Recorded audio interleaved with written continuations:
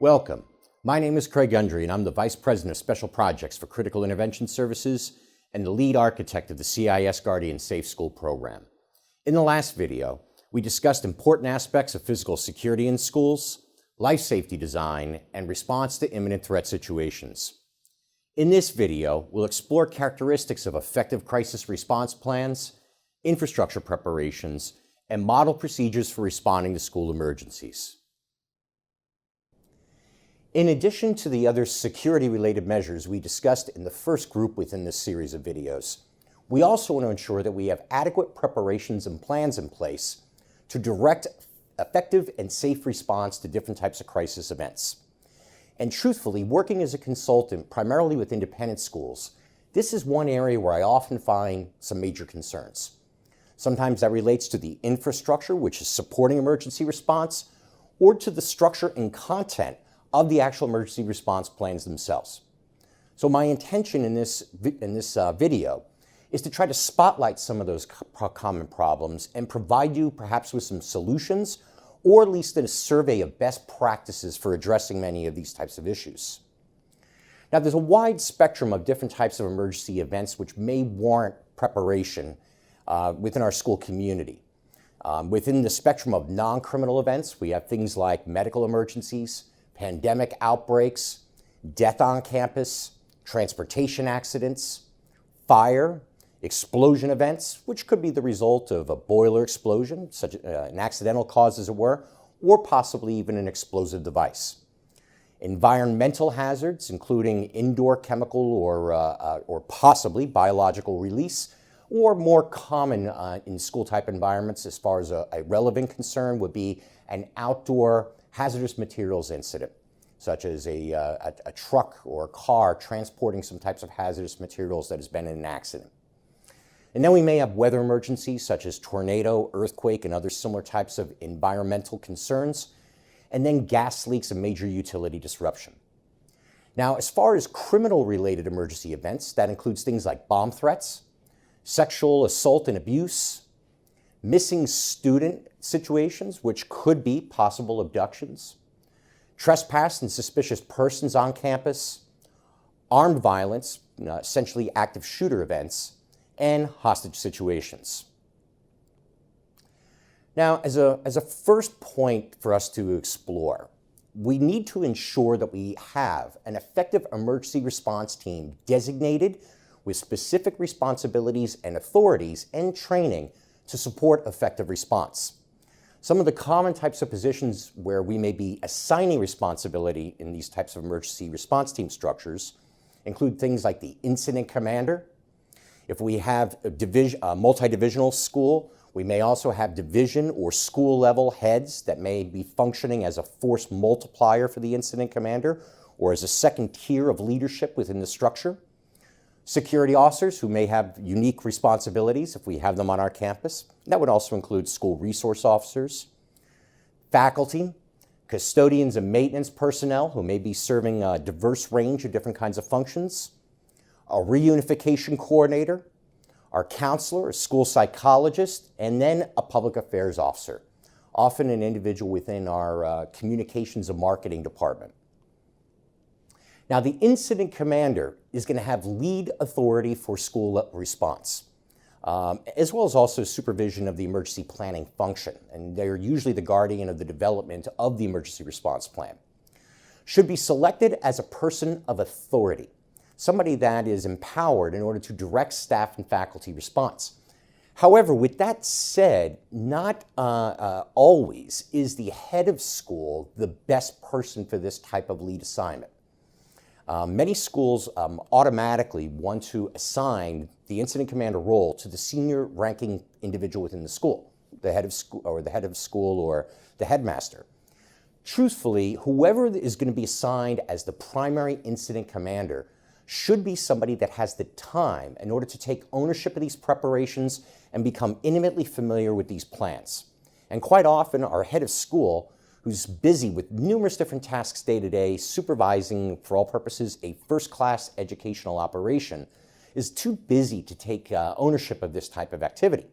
So quite frequently, a more desirable option would be an assistant head of school, or perhaps somebody like a director of finance. It could be a dean of students or some other similar person, maybe one or two tiers down within the organizational structure, but who still has some level of authority.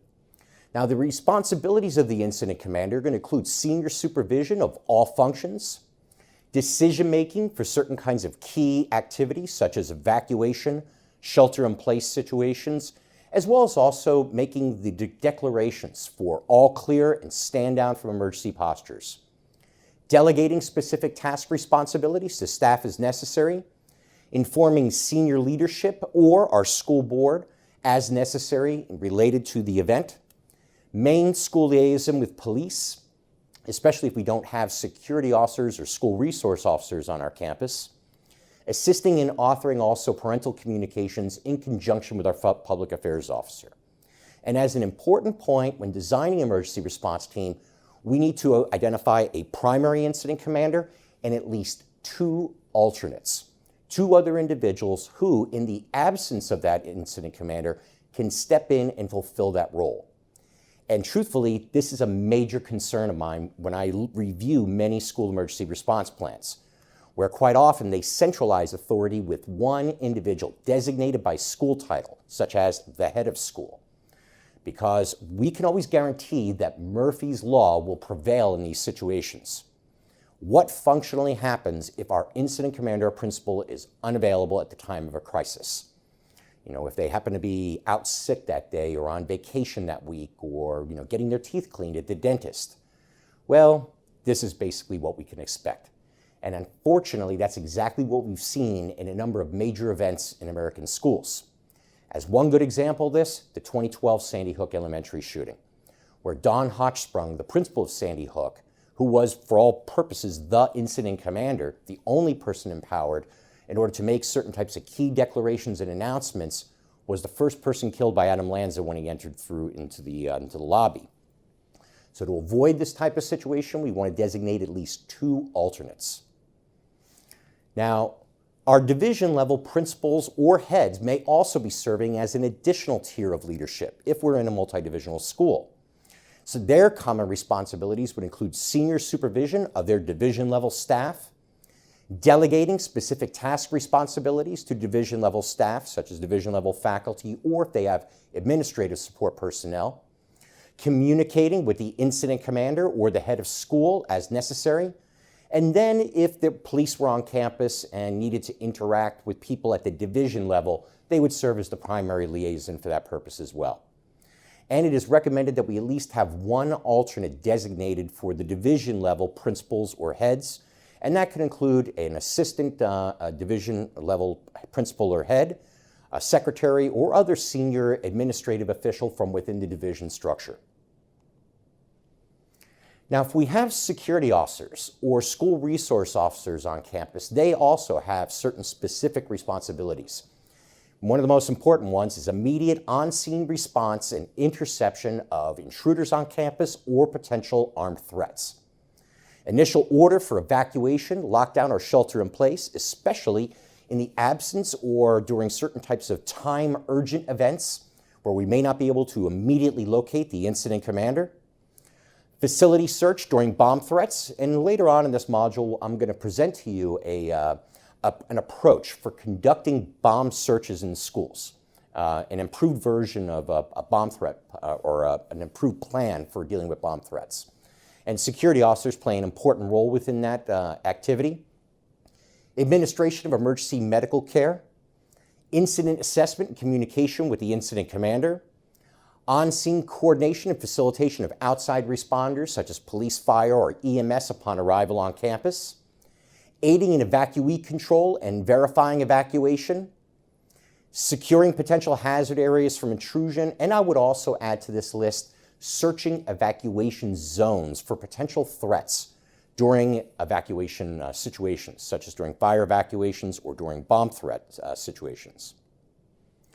Now, facilities and maintenance personnel will also be serving in a lot of these similar types of functions as well, especially if we do not have security officers or on-site school resource officers. So this would include observing and reporting any type of intrusion events on campus or emergency situations that they may become aware of, aiding with facility search during bomb threats, responding to access requests from outside responders like police, fire, EMS.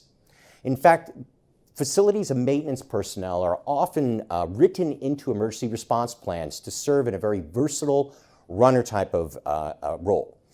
There's always unique types of activities or challenges that will emerge that may not be foreseen in the original design of emergency response plans, such as going and unlocking a certain gate or providing access into a school building for outside emergency responders or directing them to a certain building on campus. And for these purposes, maintenance personnel usually work perfect. They have keys, they have vehicles, and they obviously know the campus. Securing potential hazard areas from intrusion, traffic control activities, and miscellaneous different runner activities as we just described. Now, it is also important that we designate at least one individual to serve as a primary reunification coordinator, and also ideal if we at least have one or two additional alternates. They're going to be responsible for overall supervision of reunification activities in the aftermath of major events. As we'll explore later in this lesson module, anytime we have a major event on campus that either makes the campus a crime scene or renders it dangerous, it will become necessary to move students to a nearby location to be reunified with their parents. And we want to ensure that we're employing a responsible and organized process to ensure that children are properly linked up with their parents and that we document this activity. And the reunification coordinator would be the senior individual supervising this operation. So that would include supervision of all reunification activities, delegating reunification tasks to staff upon commencement of the reunification plan, updating and maintaining the reunification kit for the school, liaison with police authorities at the reunification site.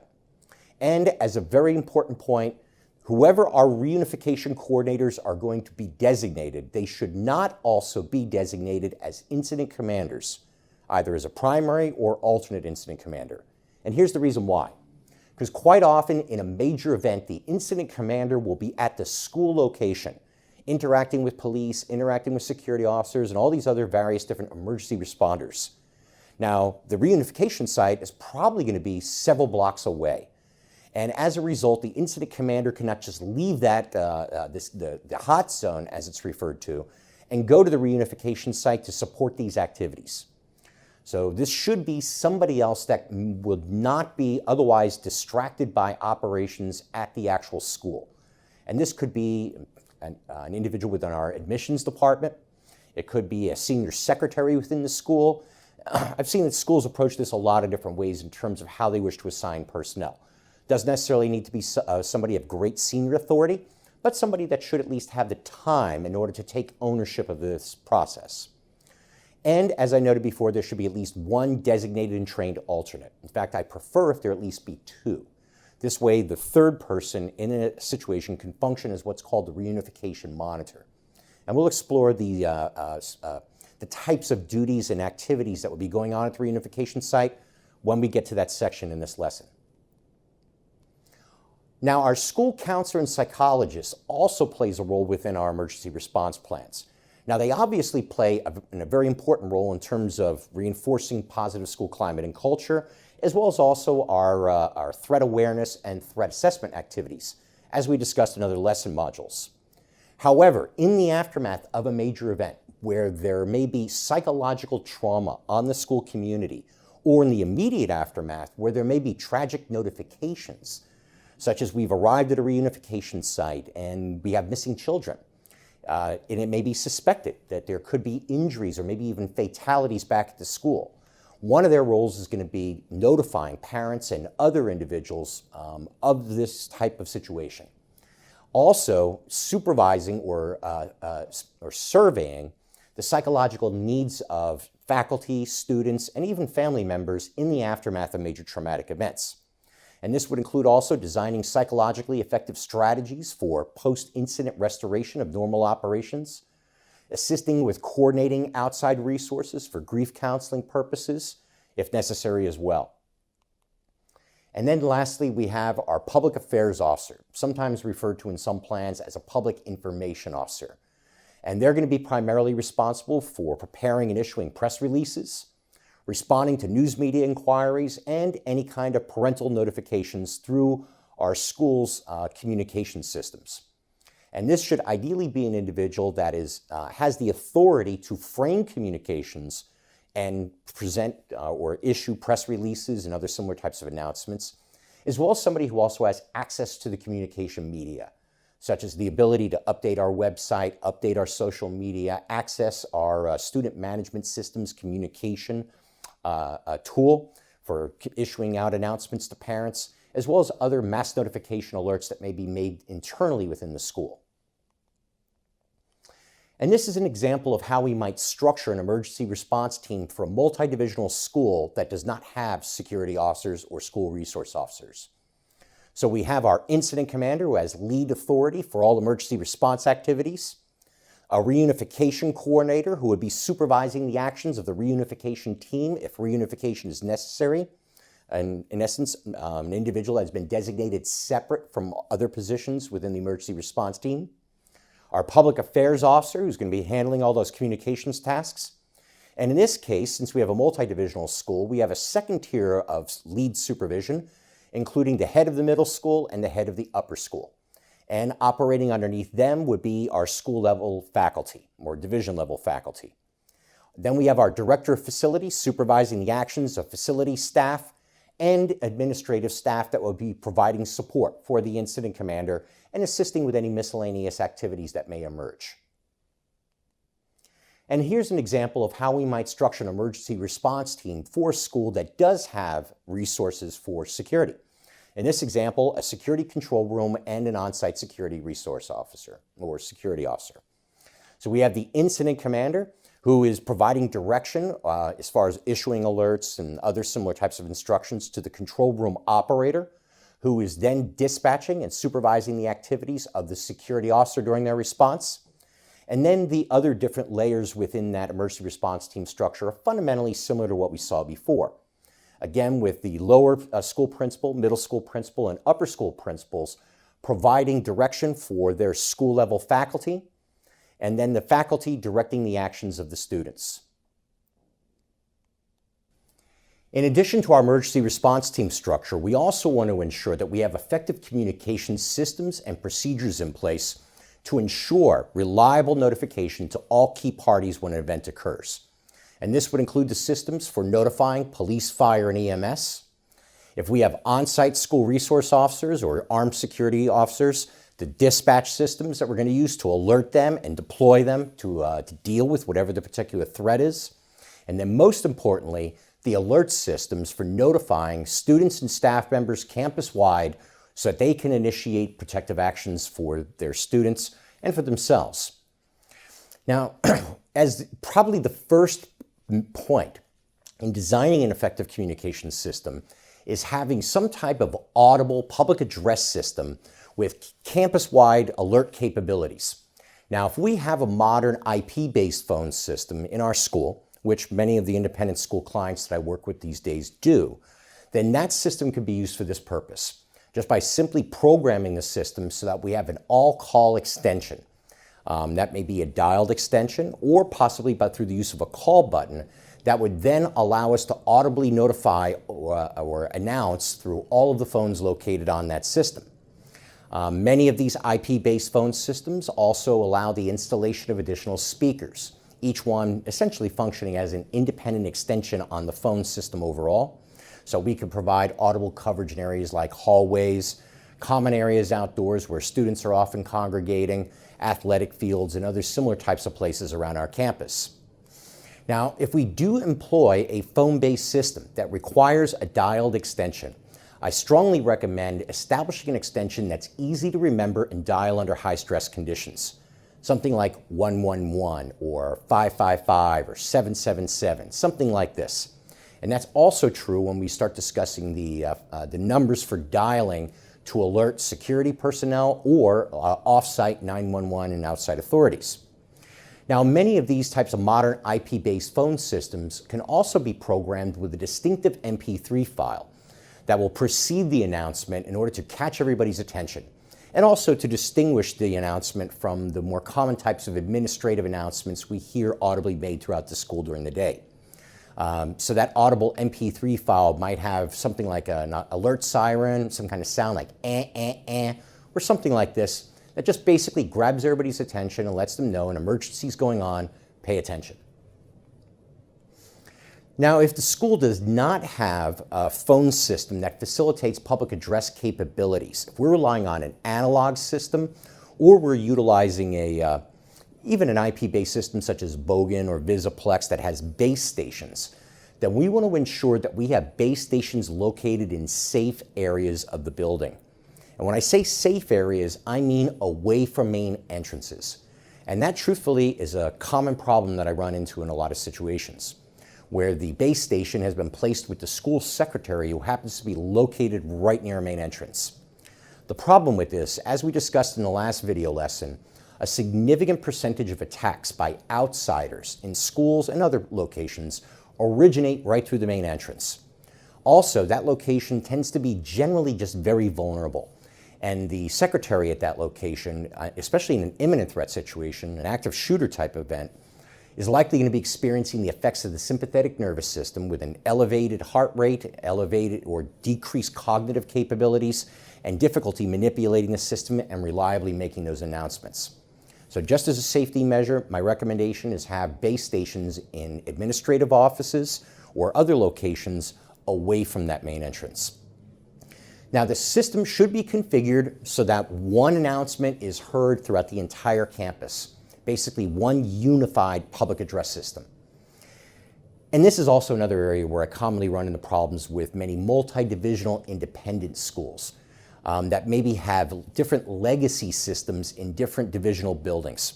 For instance, we may have an analog system that services, the lower division, and then we may have a more contemporary system installed for the middle school.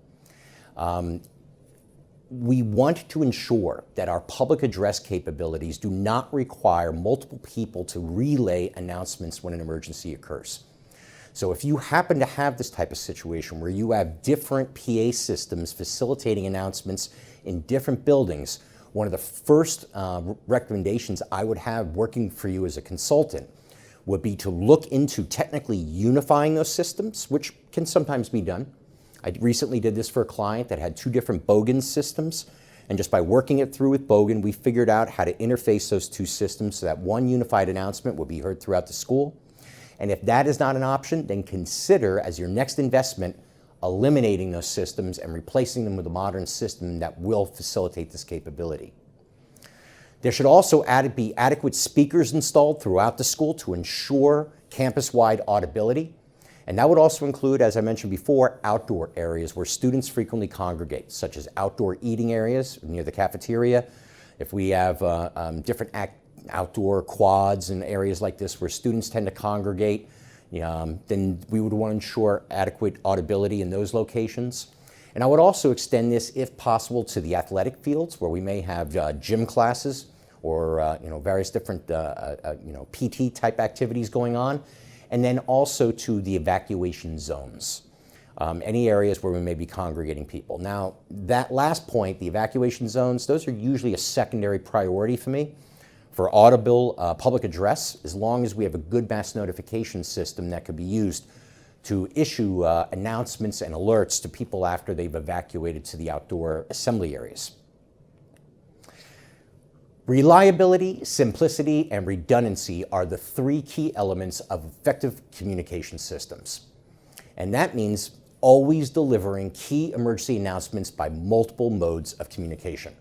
So although our public address system will be our primary method of announcing emergencies for the benefit of everybody, staff and students, we also want to have a redundant system in place. And usually this will mean a digital mass notification system that can either be used to provide redundant alerts, as well as also follow-up messages that may not be best announced in an audible type fashion, as well as also communicating with people after they've evacuated off campus, such as movement to the reunification site. Now, there's many different types of digital mass notification systems out there on the market today that provide these types of capabilities. Some of them are designed for corporate use and can be used in schools as well. And then we have a number of different companies, student management system manufacturers, that also have apps or other systems that facilitate this kind of emergency communications. Such as Blackbaud, has a similar type of communication app, so does RenWeb and many of these other companies. Now, messages should ideally be recorded or pre-formatted for quick initiation, especially for initial alerts during life-threatening emergencies like active shooter events.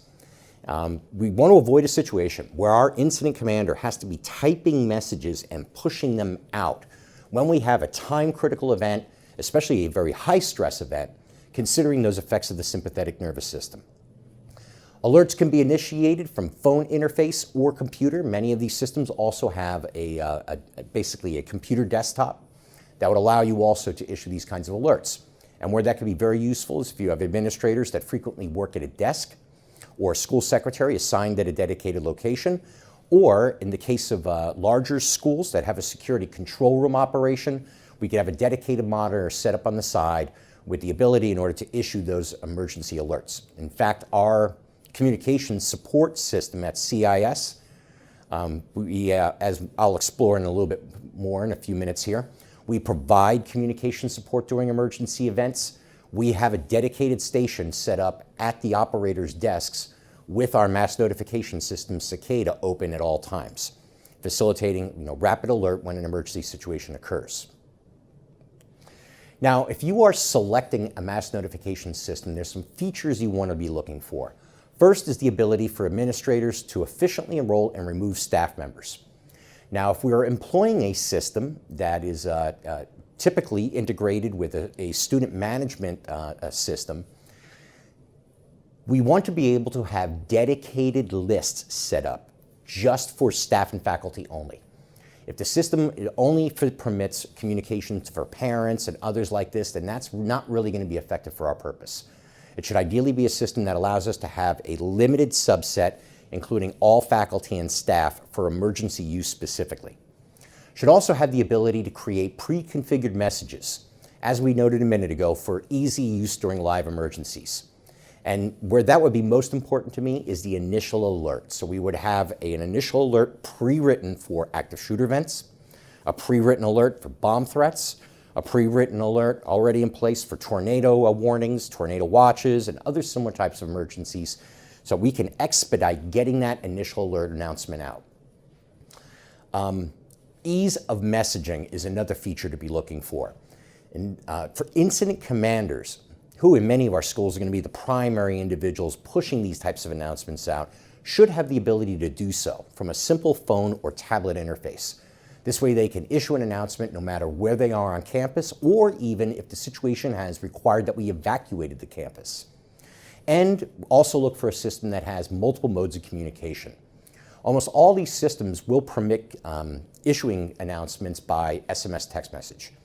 But some of them also have the ability to send it out redundantly through email, which would be useful if we have staff that are working at desks quite frequently, as well as also with the use of iOS or Android applications. And where this could come in very handy is if you have a school that has signal interference problems. This is not a very common problem that I find in school buildings, but I do occasionally encounter it, especially when working in the Northeast in the United States, where we may have buildings that have sublevels that, because of structural design and their subterranean location, interfere with cell phone and SMS text signals. So in this case, as long as we have good campus-wide Wi-Fi coverage in those areas, then having iOS or Android applications will allow push data alerts so that faculty members can still receive those mass notification messages. Now, in addition to our campus-wide alert announcements, we also want to consider the systems we're using for notifying the authorities, particularly alerting the police. Now, as we discussed in the last lesson module, panic alarms can be very useful for expediting that initial alert. By comparison to just simply making a 911 call, activating a panic button can improve the initial dispatch times on police by maybe around 20 to 30 seconds in many cases. But even though it does provide some advantage, we still want to ensure that everybody that has a panic button, such as our secretary at the front desk, or if we have other locations throughout our campus, maybe offices in the upper division, maybe offices in the lower division, that they also know that that panic alarm always needs to be followed up with a phone call to 911 to ensure that the 911 call center knows the nature of the emergency. Keep in mind that the vast majority of panic alarms that police are dispatched to respond to turn out to be nuisance alarms. So if it is in fact a live event, we want to make sure that the 911 center is aware of that so that they can dispatch additional officers if need be. The phone system should also ideally be programmed with an auto dial extension that can quickly notify authorities. Now, if we have an on-site security control room that is capable of dispatching armed officers, then they would be the primary ones to be receiving these notifications. And that might again be an extension like 111, 777, 999. In fact, if the phone system does not reserve the digit 9 for outside lines, then I prefer to set it up with 999, which is actually the emergency number in the United Kingdom. Now, there's a few things to consider when designing your emergency communications protocols, some practices that I would recommend that you cautiously avoid. I refer to them as basically being the 7 deadly sins of emergency communications, things that I have seen in previous emergency response plans and preparations, which, if implemented, could be problematic, if not just downright dangerous. The first is using the fire alarm to communicate an active shooter event. I don't find this in a lot of school emergency response plans, but I have seen it in a few. Do not use the fire alarm for communicating any other type of emergency except fire. The actions undertaken by people in an active shooter event, such as trying to escape or evacuate, could be quite dangerous in an active shooter event. And without accurate situational awareness, people could actually be putting themselves in harm's way where they otherwise would be more appropriately barricading. Now, where this has come up most frequently in the past is in situations where facilities, including schools, don't have good audible public address systems. So the question arises, well, if we pull the fire alarm, it's a way of alerting everybody there's an emergency in progress. Please do not implement this practice. The next is using vague coded alert announcements for certain kinds of emergencies like active shooter events. And this actually is rather common. I run into this regularly in conducting assessments. Examples being things like Mr. Jones is in the building as a coded way of saying that we have an active shooter event. This is hugely problematic for a bunch of different reasons, not to mention the least of which, when we have a life-threatening, imminent threat situation, we want to ensure everybody is quickly and reliably alerted, including students. There should be no ambiguity that we have an active shooter event in progress. I will tell you, implementing a procedure like this could open you up to significant liability, especially if somebody was harmed as a result of the fact that we concealed or confused them through the use of a vague announcement like this. Authorizing only one person to issue key emergency alerts is another common problem. Where I most commonly find this is school emergency response plans where authority for issuing announcements has been centralized to a limited number of people, in some cases one person, the principal of the school. I actually encountered this with a public school district a couple of years ago. A public school district that actually suffered a shooting event in the past. And the only person that was authorized in those schools in order to make certain key declarations and announcements was the principal. And unfortunately, as we discussed before, redundancy. We can almost guarantee that Murphy's Law will suddenly arise when a big event occurs, and if that person was injured, harmed, or out sick that day, we've got a problem. The next is using mass notification systems that require typing messages under stress. And this is one of the reasons why I strongly recommend using a system that has pre-formatted message templates or allows you to create pre-formatted messages. Using phone extensions for public address, police, or security that are difficult to remember. I encountered once with a client an extension that was 7164 for reaching the emergency dispatch center. There is no way anybody's going to remember that and be able to dial that under high stress conditions. So program it, easy, 111, 555, 999, something like this. And then expecting staff members to make multiple phone calls to initiate all key notifications. And this is actually a very common problem in a lot of school emergency response plans, especially if we don't have good infrastructure in place to handle many of these communications tasks. Instead, we end up relying on a faculty member to make the public address announcement, call 911, plus maybe then have to contact a security officer on duty or in some cases, the incident commander so that they can then initiate other alerts. And anytime we run into the situation where staff members need to issue maybe more than one or two key notifications, there's a high probability that that will fail under the test of live stress. Now here's an example of a communications flowchart protocol for a school under non-imminently dangerous situations.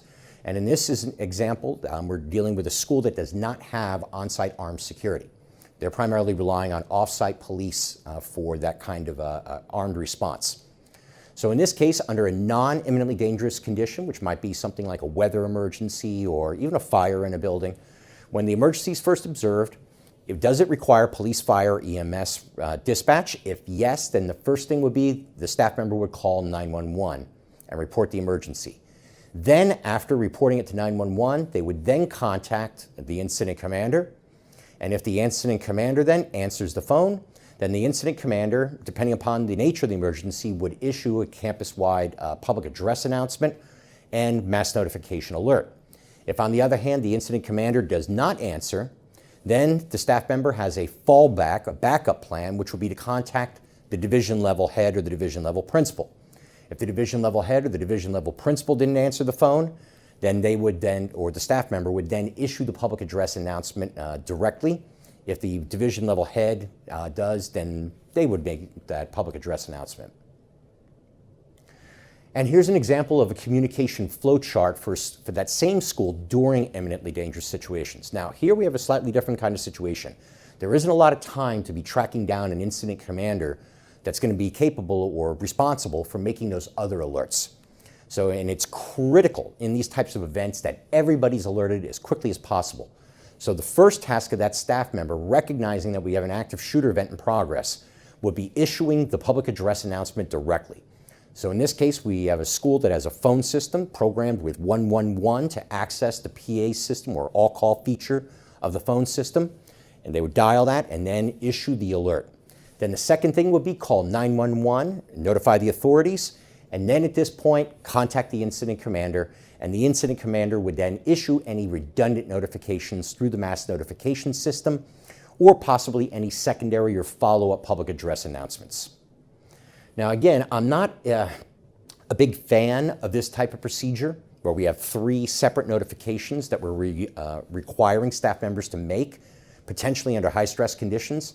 But unfortunately, in the absence of good centralized communications support, this often becomes necessary.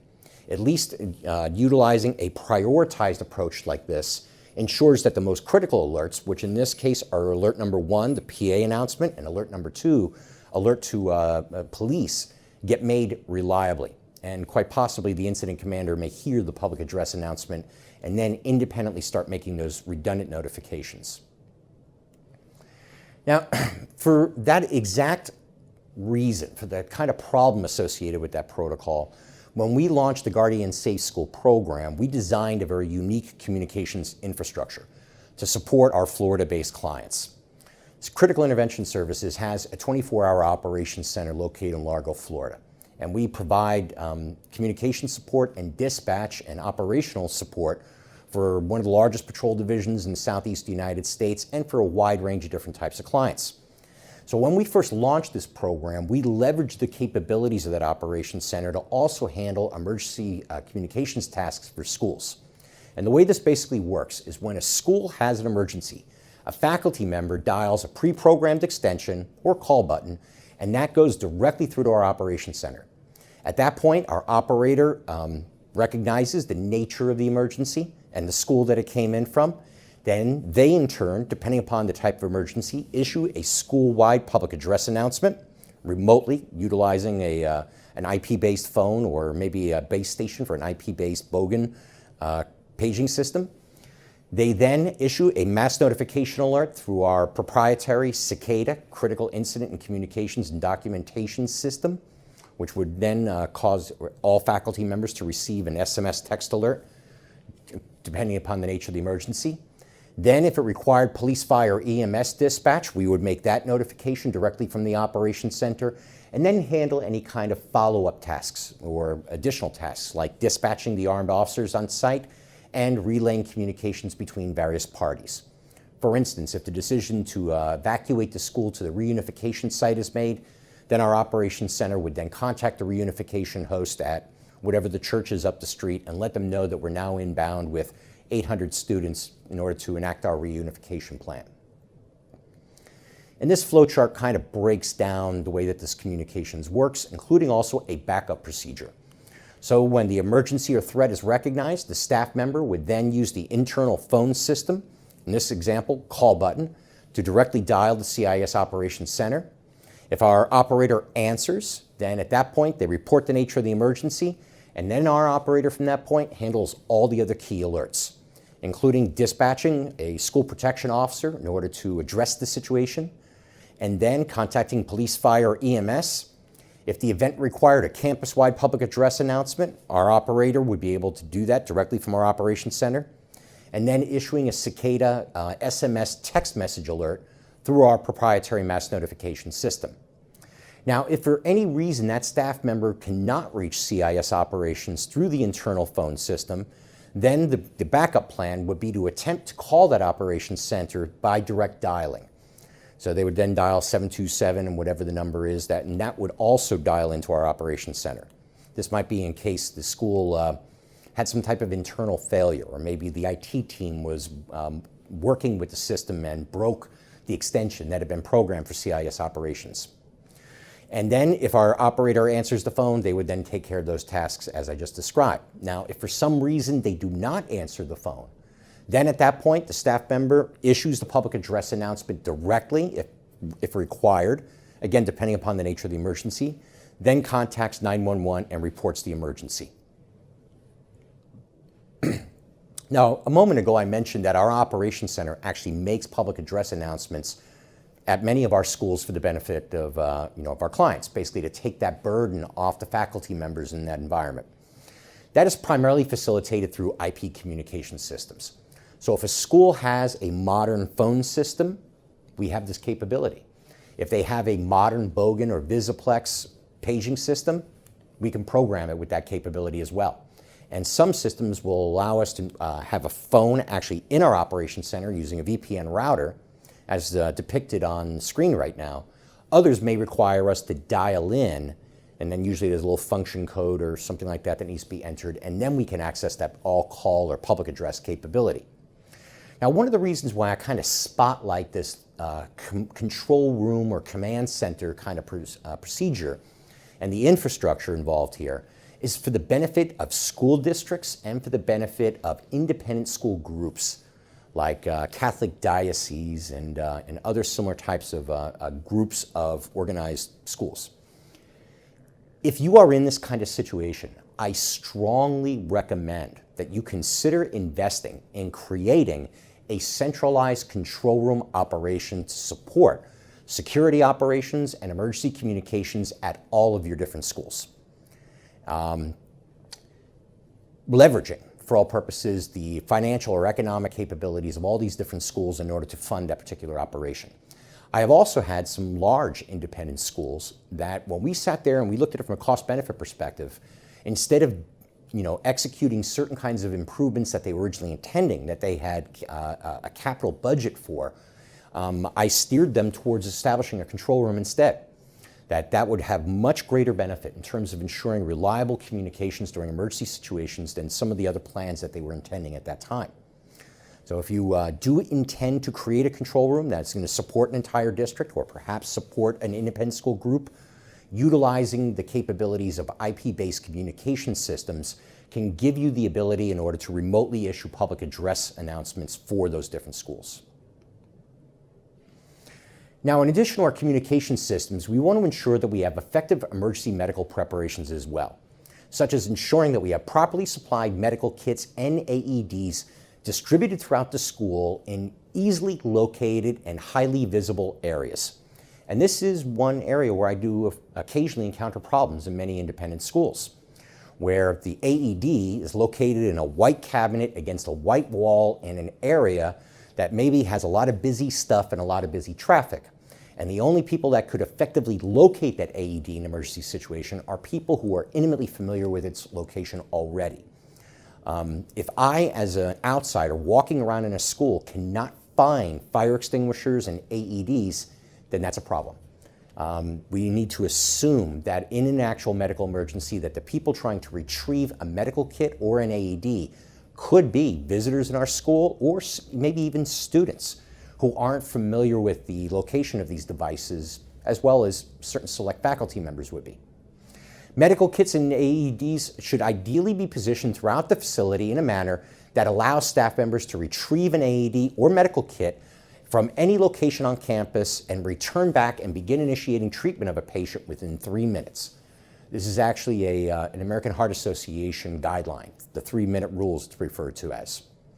So from wherever they are, if they happen to be at the, or let's just say that they're in the art room, and a child or student or maybe another faculty member goes into cardiac distress, they should be able to locate and retrieve an AED and return to that location within 3 minutes time, 180 seconds.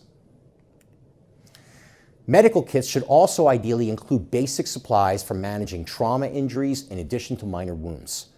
And this includes things like hemostatic dressings. And just to explain what a hemostatic dressing is, it is designed for treating major hemorrhage. It is a dressing that has an a clotting agent, an anticoagulant, or excuse me, my apologies, a coagulant agent that is then applied to major trauma wounds in order to stop the hemorrhage.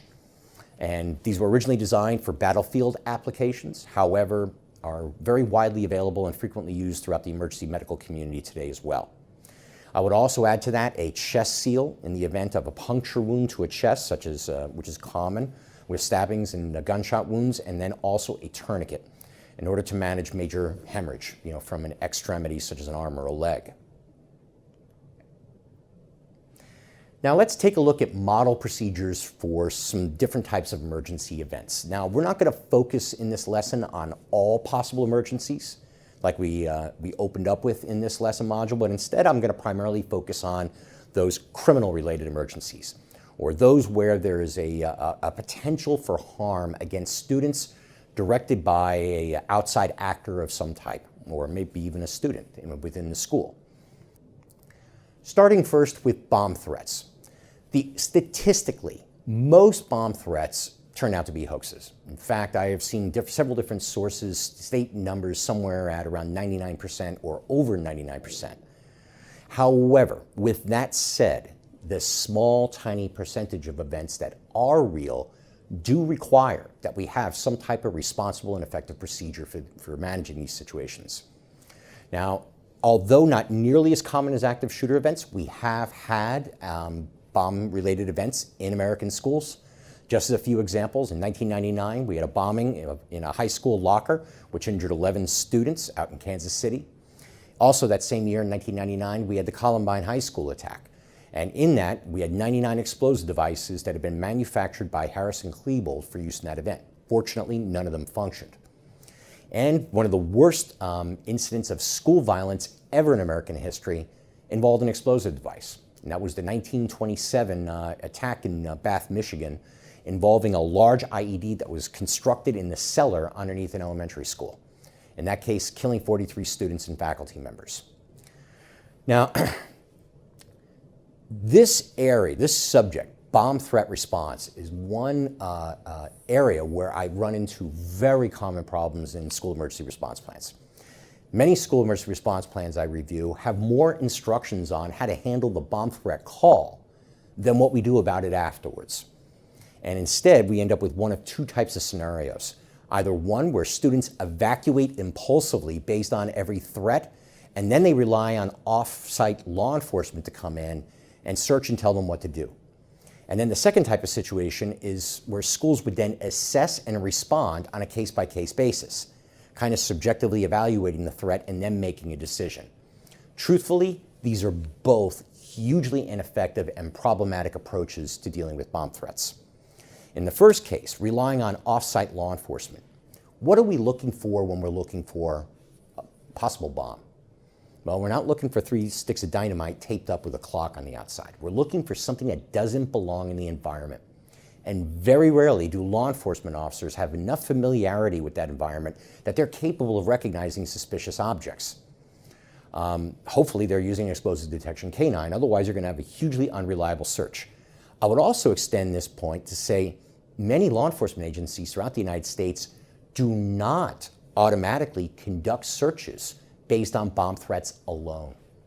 If you are using this type of procedure, if this is what's written in your emergency response plan, I strongly recommend contacting the local police to find out if they will, in fact, conduct those searches. If not, it may require an alternative strategy, as I'll get into in a moment. And as far as assessing and responding on a case-by-case basis, in other words, making a subjective decision about threat credibility, I only have one, or every time this matter comes up. What if you are wrong? What if you assumed that a threat was not credible and a bomb went off? The liability implications associated with this, the irresponsibility associated with this is just unimaginable. And just as a really good example of where a tragedy occurred as a result of this kind of approach was the bombing at the King David Hotel in 1946, executed by the Zionist terrorist group, the Irgun, directed against British authorities that were headquartered inside of the hotel. There was actually a series of bomb threats that had been made to the hotel at that day, but all of them were ignored. And as a result, we had 91 people killed and 46 injured. The bottom line, our primary decisions about how we're going to evacuate and search in bomb threat situations should always be made on protocol, not subjective interpretation of threat credibility. Now, that's not to say that threat credibility may not play a role in some decisions, but I'll get into that in just a moment. Now, regardless of the approach that we're using, there's some important safety points to consider. First is minimizing the use of wireless communications during the search. And the concern in this case is that an RF, radio frequency transmission, can cause a surge of electricity on the lead wires of a blasting cap and accidentally initiate an explosive charge. There's actually been some research done in recent years in the United Kingdom trying to figure out what the safe distance is where radios could be used near blasting caps. And the result of that research is about 30 meters. So we want to minimize the use of wireless communications and never use any kind of wireless communications within 30 meters of a possible suspicious object. Do not allow searching for longer than 15 minutes without arrest.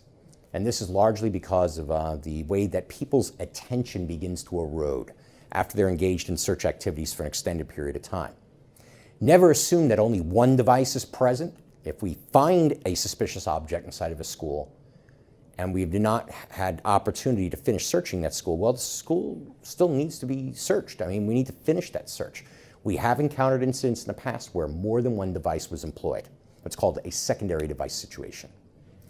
Never assume that the stated time of detonation in a bomb threat call is accurate.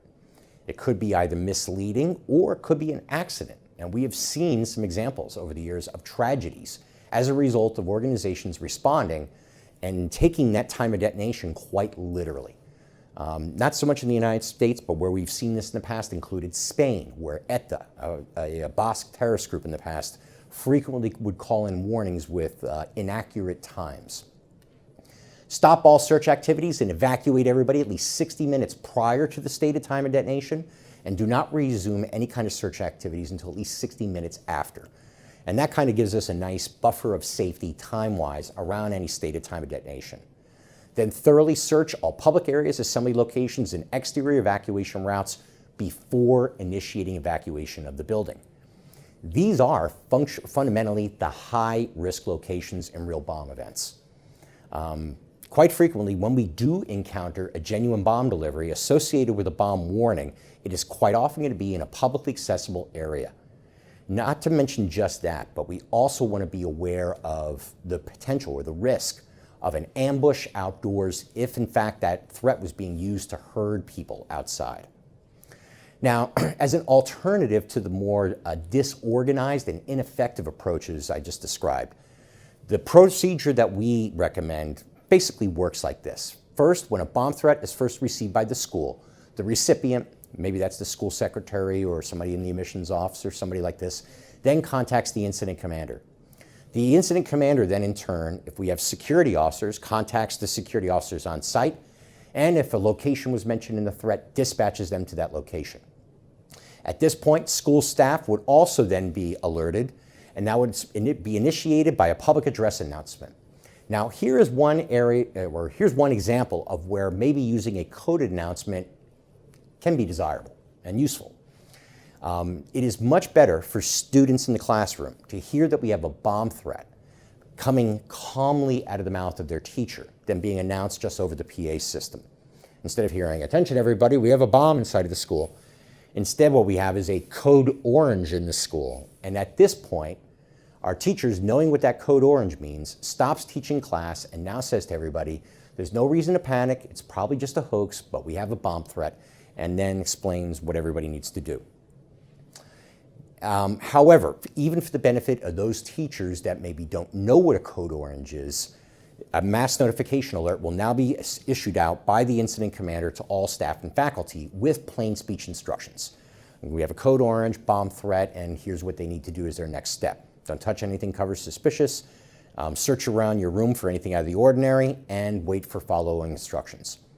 And then as a last point, the incident commander would now be contacting 911 and alerting the police. So at this point, teachers would calmly advise their students to search their classroom for anything out of the ordinary and verify their possessions. What it's basically doing is looking for any unusual objects, anything that doesn't belong inside of the class. Now, if nothing suspicious is identified, then they remain in place until they're instructed to evacuate. If a suspicious object is identified, however, if there is an unusual bag or box in the room or something like this, then that teacher immediately evacuates their students and alerts everybody in the nearby rooms to evacuate the building, and then contacts the incident commander accordingly. Meanwhile, facilities personnel, and if we have on-site security officers, would be immediately deployed to search areas around entrances and exits and the outdoor evacuation assembly areas. As I mentioned before, we don't want to evacuate outdoors until we've had an opportunity to search that area first for any threats. And here's the reason why. Although the number of genuine bomb incidents in schools has been really low in the United States, overwhelming majority of bomb threats are in fact hoaxes. We have had a number of events where deceptive evacuations were used to herd people outdoors for ambush, and in some cases even secondary explosive device attack. One example of this was the 1998 Westside Middle School attack out in Jonesboro, Arkansas, where two students, one student pulled the fire alarm inside of the building, provoking an evacuation, and then he and his friend set up and started shooting at their classmates and teachers as they were assembling outside. University of Central Florida, James Sivakumaran back in 2013 attempted to pull the fire alarm pull station in his building to provoke an evacuation and intended on shooting his dorm mates out when they had assembled outside. Fortunately, he was contained in his room and neutralized by campus police before he could succeed. And then we had an event also at Ohio State University in 2016 involving a deceptive gas leak that had been called in, also to provoke an evacuation. And it was as a crowd of people were assembling outside in a parking lot that the perpetrator, in this case a terrorist, an ideologically motivated student, came driving around the corner and then drove and plowed into the crowd of people, jumped out with a knife, and started running around chasing. And it was a campus police officer who quickly arrived on scene that neutralized him. Now, to help mitigate the risk associated with this, one, we want to delay evacuation until security officers or maintenance personnel have had an opportunity to scan those areas for any suspicious objects, as well as any unusual behavior. Anybody lurking around watching or possibly laying in wait for ambush. And we also want to ensure that we train our teachers to be aware, to observe and report any suspicious objects or behavior by people after they've evacuated their students from the building. And if they do see something suspicious, that they immediately disperse their students as quickly as possible. And then, of course, alert us. Now, as far as search is concerned, and this goes for both the teachers looking around their classroom, as well as any other search activities which may be underway very shortly here, there's some points we want to observe. Search safety measures, as it were. Number one, never touch, move, or cover a suspicious object. Number two, never spend more time near a suspicious object than is absolutely necessary. Once we recognize a suspicious object, we make note of its location and appearance, and then evacuate the immediate area appropriately. And as we discussed before, minimize the use of radios or cell phones during the search, and never use them within proximity of a suspicious object, at least 30 meters away. And just as a final anecdotal point, if you can see the bomb, you are in the wrong place.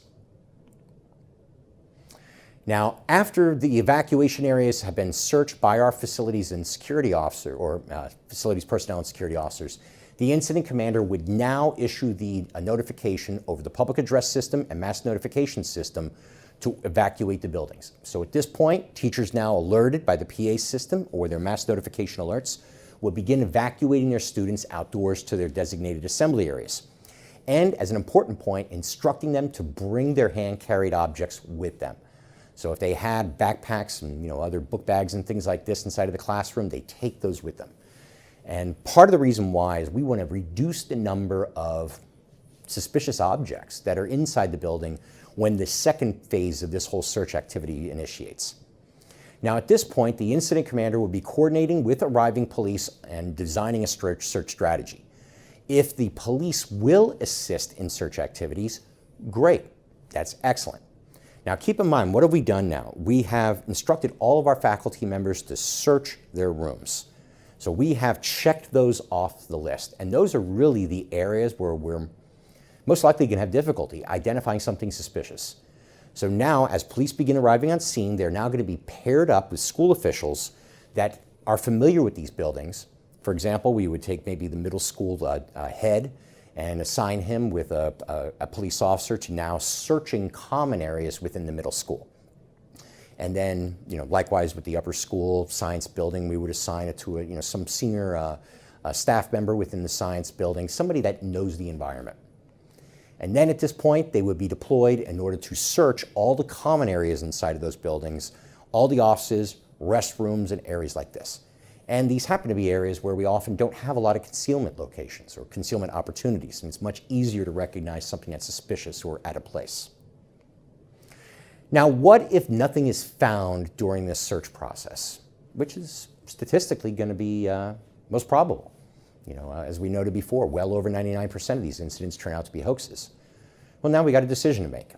One decision might be to reoccupy the school. Just simply declare code green at this point, all clear, and reoccupy the school. Another one may be to reoccupy the school, but after the stated time of detonation. So if there was a stated time of detonation in the threat, wait it out. Maybe give ourselves an extra 60 minutes, and then we go back to class. On the other hand, if it happens to be later in the day at this point, then maybe we decide that we want to cancel class for the day and initiate an early pickup at our reunification site. Now, as far as making this decision, this is possibly where we might want to go back and revisit threat credibility. Historically, we have seen in previous genuine bomb warnings, certain types of behaviors, certain types of indicators, statements, things like this, that can suggest an increased threat probability, that we have an actual credible threat. One would be a person repeating the message in a very deliberate manner, as if they had a written statement, emphasizing the safety of people inside the school. One of the most common reasons for genuine bomb warnings is because they want to generate panic and confusion. They want to harass a target organization or inject a sense of fear, but at the same time, they want to minimize or reduce potential injuries and casualties. If they reveal a location of the device inside of the school, that's also a common genuine indicator. If that's the case, then we definitely want to dispatch immediately somebody from maintenance, or if we have security officers or SROs, an SRO to go search that area immediately. If they provide a detailed description of the device, that's another potential indicator. giving a rationale for delivering a bomb, playing a recorded audio message similar to that written statement, and if they provide any kind of code word. Now, we may know what a code word means, but we have had a number of serial bombers in the United States in the past that use authentication codes in conjunction with the delivery of their devices.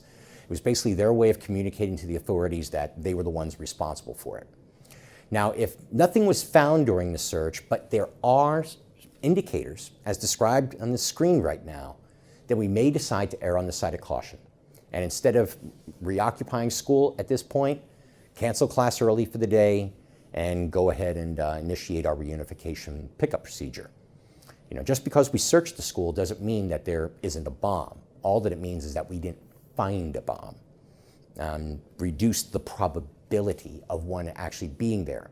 So in these kinds of circumstances, if I've got evidence of credibility yet I didn't find something, then it might be wise to just play it safe and call it a day. Now, if we do find something during the search process, the incident commander or designee should contact the police immediately, then instruct all teachers to evacuate students to an outdoor area at a safe location. Now, if the object is outdoors, that would be at least 300 yards away with cover. Basically, other structures or stuff like this between the locations of those students and the locations of the object. Nobody should ever be able to look and see the location of the suspicious object. Now, if the object was discovered indoors, perhaps in a classroom or an office, then we would move everybody to their normal outdoor assembly areas, unless, and this is a caveat, that object is located on the other side of a glass window facing an assembly area. Then we would want to relocate the students at that assembly area to another location that does not have line of sight vulnerability. Facilities or security personnel should be assigned to secure a perimeter then around the object's location until police arrive. If the object was outdoors, that might be any area outdoors where they can see people approaching its location, but yet be shielded from its location. Now, if the object is indoors, this would be posting our maintenance personnel or security personnel outside where they could then view all the entrances to make sure nobody goes back inside of the building. Teachers, once they've evacuated their students to that safe outdoor location, would then get an accounting of all students. If we have a large campus, it may be wise in order to dispatch somebody to function as a runner, such as somebody from maintenance, down to greet arriving police and bomb disposal units and direct them to the proper location. The incident commander would then collect all witnesses, whoever it was that found the suspicious object, as well as if it was in a classroom, the teacher from that class, at their location, so when the bomb squad arrives on scene, they're easily available to be debriefed. Because the bomb squad's going to want to ask them, why did you think it was suspicious? What did you do to investigate it? And it doesn't belong to any of your class. They're going to have questions like these then. We want to make sure that the witnesses are easily available. And then upon arrival, the incident commander would brief bomb squad personnel on the location of the device and provide them with a route to its location. And at this point, it's their show. Now, they may decide to render it safe, as it's referred to, on scene and investigate it on scene, or they may, depending upon circumstances, investigate it, and if it's inconclusive, move it to another location. Either way, that'll be their call. Now, our imminent threat and active shooter response plan is going to be enacted anytime we witness a dangerous intruder on campus or see some type of evidence of armed violence. Now, it's very important as part of the training we provide for teachers that they are aware of the kinds of conditions which may suggest an attack is in progress. In many cases, they may be the first witnesses, and they may not be hearing a public address announcement coming over, alerting them to the fact that an attack is occurring. And quite often, the actions taken within the first few minutes when an attack is first recognized can often make the difference between life and death. And this could include things like the sound of gunfire, or witnessing people running in fear away from something, evidence that an area was suddenly abandoned, witnessing or entering into a room or a hallway or something like this, outdoors, and seeing victims' blood, anything like this, and of course, witnessing somebody on campus armed with a firearm. In these cases, our faculty and students should be trained and fully empowered to initiate protective actions without awaiting instruction. Now, this may sound like an obvious point, But we have had a number of events in the past where people did witness these kinds of things and they stayed where they were. They didn't take direct action because they were waiting for somebody to tell them what to do or to confirm for them what was going on. The best way to reduce the risk of people hesitating in their actions is to make sure that they can recognize these kinds of things, connect this with the possibility of an active shooter event, and that makes sure that they feel empowered in order to initiate actions without any kind of further instruction. Now, for those that are located in classrooms or in buildings on campus where they don't have accurate situational awareness, they know that an attack is in progress somewhere in the school, but they're not sure where, then in that case, lockdown would be the preferred response. And this would also be true for any types of lower school, kindergarten classes, and other types of situations where we have younger age children that cannot be easily and effectively evacuated very quickly from campus in a safe manner. So in this situation, recognizing an attack is in progress, the teacher would order any students in the hallway into their classroom, then lock the door and secure all windows. And this is also one of the reasons why we emphasized in the last lesson module having locks on classroom doors that employ a thumb turn or button for ease of locking. Then barricade the doors if they're inward swinging with all furniture or accessory devices like the door wedges and other devices we discussed in the last lesson. Cover all windows, including door vision panels, any hallway windows, and any exterior first floor windows with shades or blinds or whatever we have available in those rooms.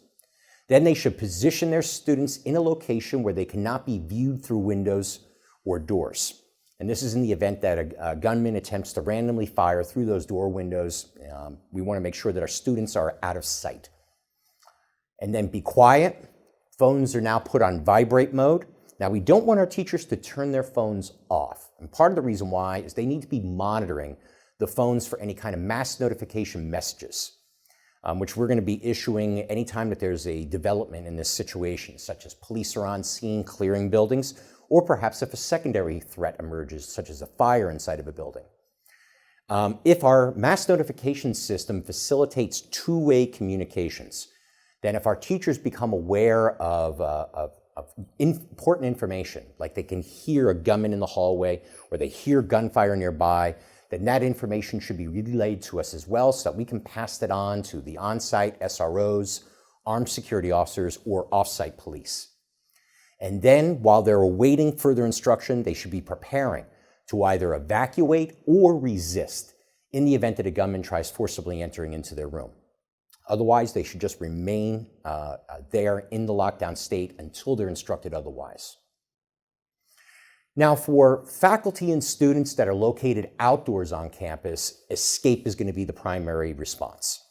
So at this point, speed is far more important than group control. So if we have teachers that are conducting class outdoors or students are moving between classes or something like this, then just simply getting them off campus is going to be the primary and response, and we would want to try to get them off campus as quickly as absolutely possible. This is also one of the reasons why I emphasized having an adequate number of egress gates around the outside of our campus perimeter if we have a fenced perimeter. Now, a lot of school administrators, when I discuss this matter of scattering students and getting them off campus, sometimes feel a little anxious with the idea that students will disappear and be unaccounted for a period of time. Well, this actually happens in a lot of these kinds of events. In fact, there's going to be many cases where you don't have to tell students to go. They're just going to independently evacuate on their own. They always turn up later on. There may be an awkward period immediately after an event where we may not have a full accounting of all of our students, but they inevitably show up at a nearby house or maybe a store down the street or something like this, and we will inevitably, hours later or whatever, start getting an accounting of all those students. Now, as they're evacuating, they should hold their hands or palms up in the event that they encounter any kind of police so that they recognize that they're not a threat. Now, if we have people that are located indoors, again, as long as they're in a safe location that can be adequately secured, they should remain where they are. On the other hand, if they're not in a location where they can safely barricade, or if they become aware of the fact that a gunman may be trying to forcibly enter into rooms, then escape may be necessary. If that's the case, everybody should be moved rapidly, windows used if all possible. Then listen first, then peek, and then make sure that the intruder's not nearby, and then staff members should start evacuating their students, and again, speed is far more important than group control. And as an important point, they should never evacuate into the hallways of buildings, especially if they suspect that a gunman may be in the building. And this is a very important point. We've had a number of incidents in the past where people tried evacuating through hallways of buildings while a gunman was present, and often with tragic results. Now, if an attacker is trying to forcibly enter into a classroom and escape is not a practical option, teachers should arm themselves and any students that are available, if possible, and resist with as much force that they can muster.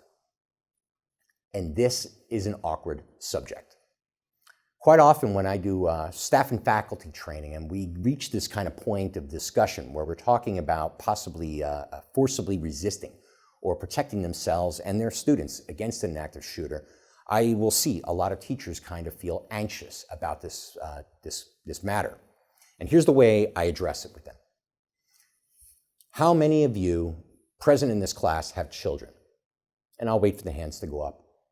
And then I will ask the question, how many of you, if you knew that the life of your child was in imminent danger, not possibly, but knew that it was in imminent danger, that somebody was going to kill your child, could use violence, including even up to lethal force, to protect your child? Almost everybody agrees that they would. My next question then is, why would you not for your own personal protection or the protection of your students? And then suddenly I see eyes begin to open in the room. Now, I do not go down the rabbit hole of trying to talk to teachers about how to protect themselves, but I do at least want to plant a seed in their mind on this discussion. Part of the reason why, in a large number of these events, when people are caught in close proximity of a gunman, they default to freezing. In an earlier lesson module, we talked about the effects of the sympathetic nervous system, which governs our fight or flight response. Well, there's a third kind of response that can happen too, and that is freezing. Psychologists believe that that freeze response often results when psychologically flight and fight don't appear to be feasible options, and then we default to that third. And the best way to combat that kind of problem is to make sure that teachers understand that they have both permission and possibly a moral obligation to protect their students if in fact that does happen. Keep in mind that active shooters on many occasions have been stopped by unarmed faculty and students who did fight back when they were in close proximity and escape or barricade was not an effective option. But almost never do people survive by simply pleading for mercy or taking no action at all. And just as a few examples of incidents where faculty members and students did resist and terminated attack events include Thurston High School back in 1998, Deer Creek Middle School back in 2010, where we had a 7th grade math teacher who actually tackled and subdued a gunman after he had shot 2 students. Normal Community High School in 2012, where we also had a teacher who then seized a gun and subdued a 14-year-old student after they fired a shot into the ceiling of a cafeteria. And then Seattle Pacific University, where an unarmed student building monitor and a group of students subdued a gunman after he had killed 1 and wounded 2 other people. And in fact, the FBI looked at this back during their study of active shooter events back in 2014. During the time period of 2000 to 2013, they looked at how were events actually resolved. And in 13.1% of active shooter events, the situation ended after unarmed people, unarmed citizens, successfully restrained a gunman. Now, one point I do try to emphasize to teachers as well, because I realize that this is an anxiety-provoking type of discussion, is that the chances of this happening are very low, as long as they are adequately secured in a room that can be effectively locked and that has intrusion-resistant barriers. In fact, in the vast majority of these cases, the gunman will walk down the hallway, checking doors, trying to find an easy point of entry, but if he can't find one, will just continue moving on, seeking an easy target. realizing that there's a clock ticking in the background, and at some point the police are going to arrive on scene, or the armed security officer is going to arrive and put an end to the show. So they very, very rarely will they commit any kind of effort in order to forcibly enter into rooms in order to access teachers and students. Where this is more likely going to be a situation is if we have people in unsecured areas, or they happen to be caught by surprise in the cafeteria, or possibly in the library, or some other location like this, when a student suddenly produces a weapon and begins to open fire. But the best way to kind of combat that freezing concern is to ensure that teachers know that they are empowered and they have permission in order to use force to defend themselves. Now, as a few preparation tips for active shooter response. Number one, make sure that our classrooms meet adequate standards for intrusion resistance. And as a few priorities, if we have any vulnerabilities we identified, would be the glass windows and door vision panels. As we discussed in the last lesson module, if we have tempered glass windows or door vision panels, they should ideally be upgraded with the use of intrusion-resistant glazing. And then if we have door locks that are classroom function, meaning that they require a key from the hallway side, that those are replaced with the use of locks that feature a thumb turn or button for ease of locking under stress. As a temporary measure, which we discussed before, implementing a policy that requires that those locks remain in a locked state all the time. That will reduce the chances of a door not getting locked as a teacher is scrambling around a room, looking for a key, trying to manipulate it under stress, or in a situation where that teacher may not be present, and instead it's the students in the room that must lock the door. Next, ensure that staff and faculty know what constitutes a safe classroom for lockdown purposes. In fact, when we do teacher staff training, I have a slide that basically bullets what constitutes a safe classroom. This way they know that their classroom meets that kind of intrusion resistance criteria. Or if it doesn't, where the next alternative room would be that they could safely take refuge with their students. Now, for high school age students, I recommend considering providing some type of training session for them in addition to just drills. I've conducted a couple of sessions like this now for high school age students, basically talking about active shooter response. And quite often we do it in the context of not just school, but in general. If you happen to be at the shopping mall or traveling or something like this, workplace in the future, here's the run, hide, fight type of approach to dealing with that situation. High school age students are often have a maturity level where they can take independent action for their own safety. So in addition to just training them through drills, giving them formal instruction, through the form of maybe a high school assembly session or something like this, can also improve their level of readiness. And then conduct at least quarterly lockdown drills. Drill all aspects of the procedure, including things like the public address announcements, mass notification alerts, evacuating students off campus if they happen to be located outdoors. Essentially, all these different elements that we would enact in a real live event, enact with the exception of notification to 911. And that will give you the ability to test the effectiveness of your communication systems, as well as also the response of teachers involved in different circumstances, such as during lunch in a cafeteria, or those that happen to be located outdoors with their students. It is also recommended that you have a procedure for precautionary lockdown in response to situations where we may have a potential threat, but it is unconfirmed and does not warrant full initiation of the imminent threat procedure. This could include situations such as a suspicious person that's been observed and reported on campus, possible trespasser or something like this, but somebody that doesn't appear to be overtly dangerous. It could also be in response to nearby activity, such as police in the local neighborhood, maybe a manhunt type situation, a barricade at a house several blocks away, or some other type of nearby situation. And then just as a precautionary measure, we wish to enter into this heightened state of readiness. And our primary focus in this case is going to be securing buildings. If it is an intruder, investigating that intruder to determine whether they pose a threat, and then just giving a heads up to all of our staff and faculty so that they can be in a heightened state of readiness in the event that this situation does escalate. So in this case, the person who initially becomes aware of the situation, whether it was the person who witnessed an intruder on campus, or if we are alerted maybe by a reverse 911 call or something like that there's police activity in the local area, would then contact the incident commander. And then the incident commander would initiate the following series of actions depending upon the nature of the emergency. So if it was a suspicious person on campus, well, we need to ascertain, where's that person located at, a description of the subject, and then importantly, do they appear to be armed?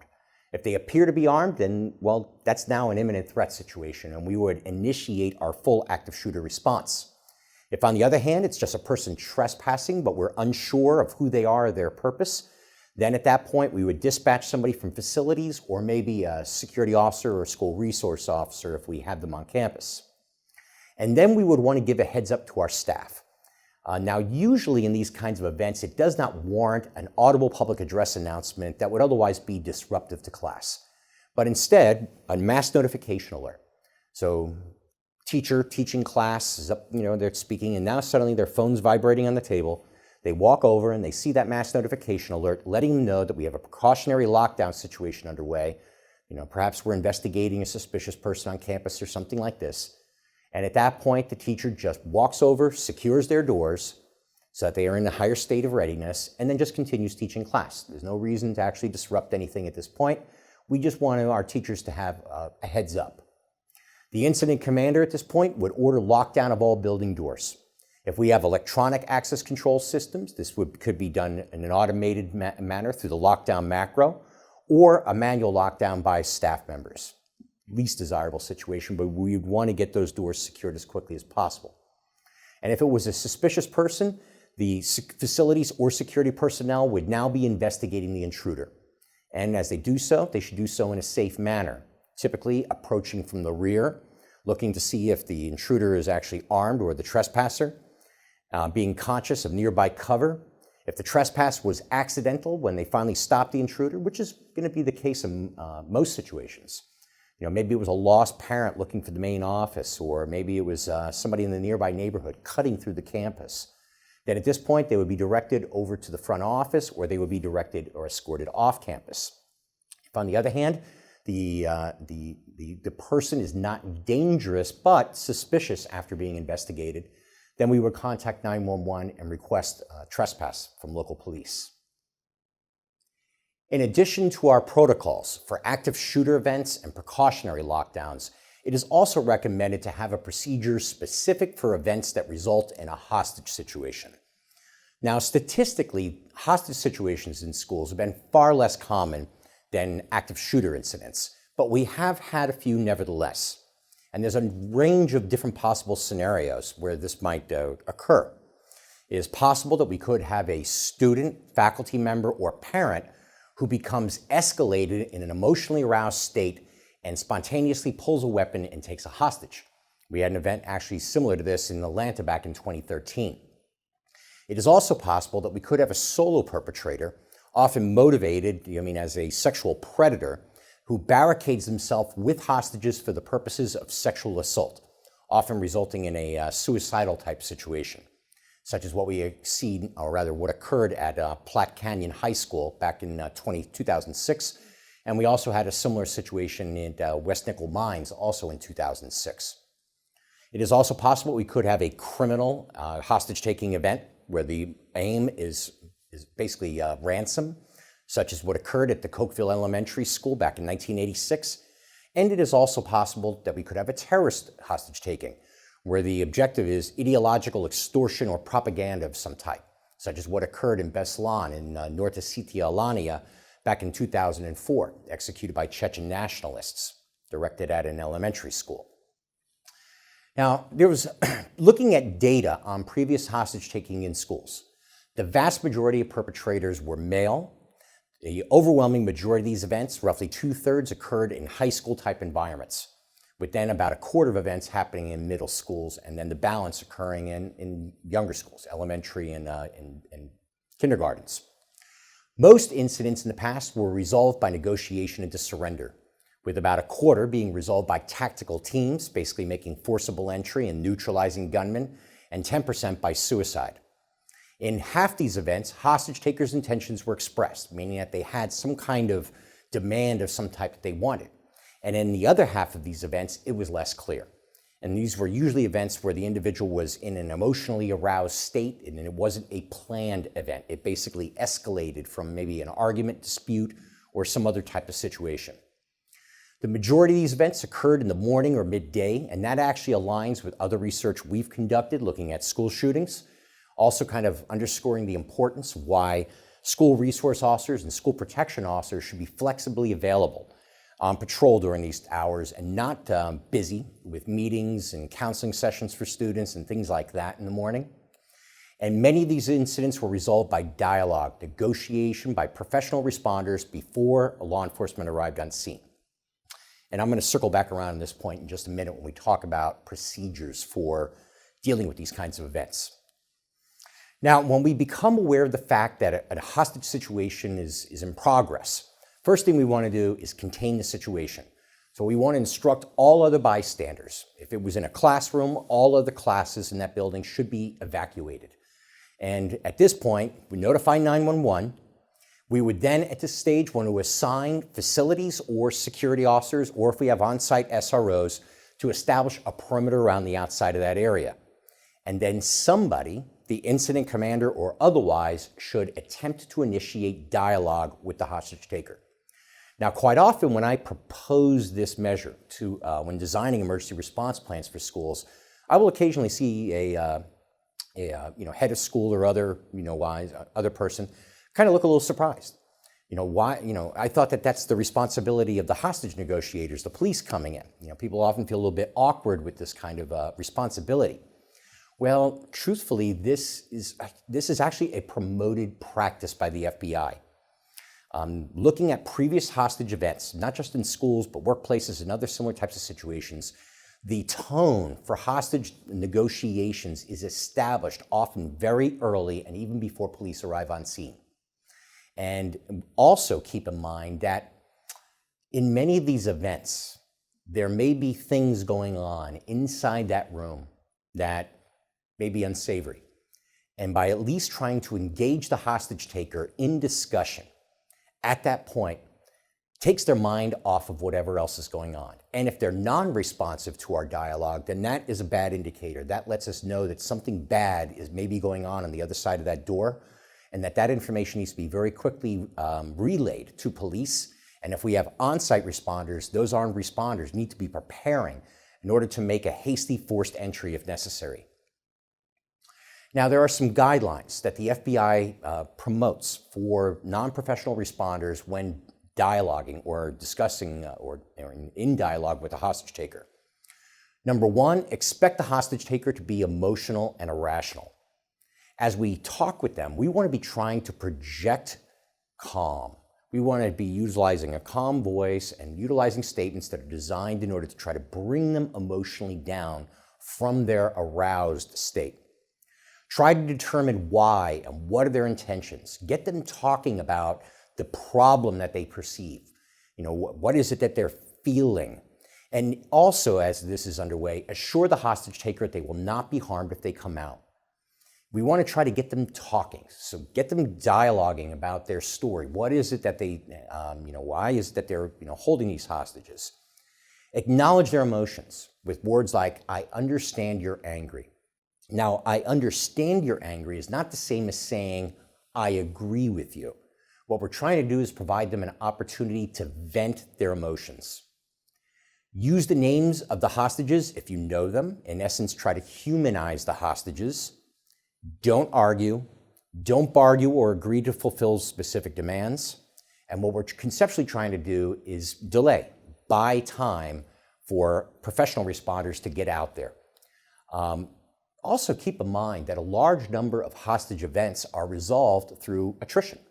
Essentially, the hostage taker just becomes so exhausted through this dialogue process that they come down naturally from their emotionally aroused state and eventually surrender. Do not exchange yourself for a hostage. That's Hollywood stuff.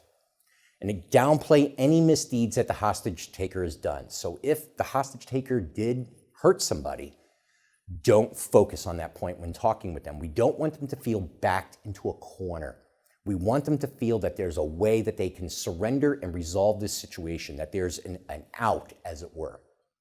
And then if you suspect suicide, ask the hostage taker if they're suicidal. You will not put the idea of suicide in the mind of somebody who is not already suicidal by simply asking a question. And what we're looking for is an emphatic no answer. If, on the other hand, there's hesitation, or if they do not answer, then that could be an indicator that they're suicidal and something that we would want to relay to the authorities upon their arrival.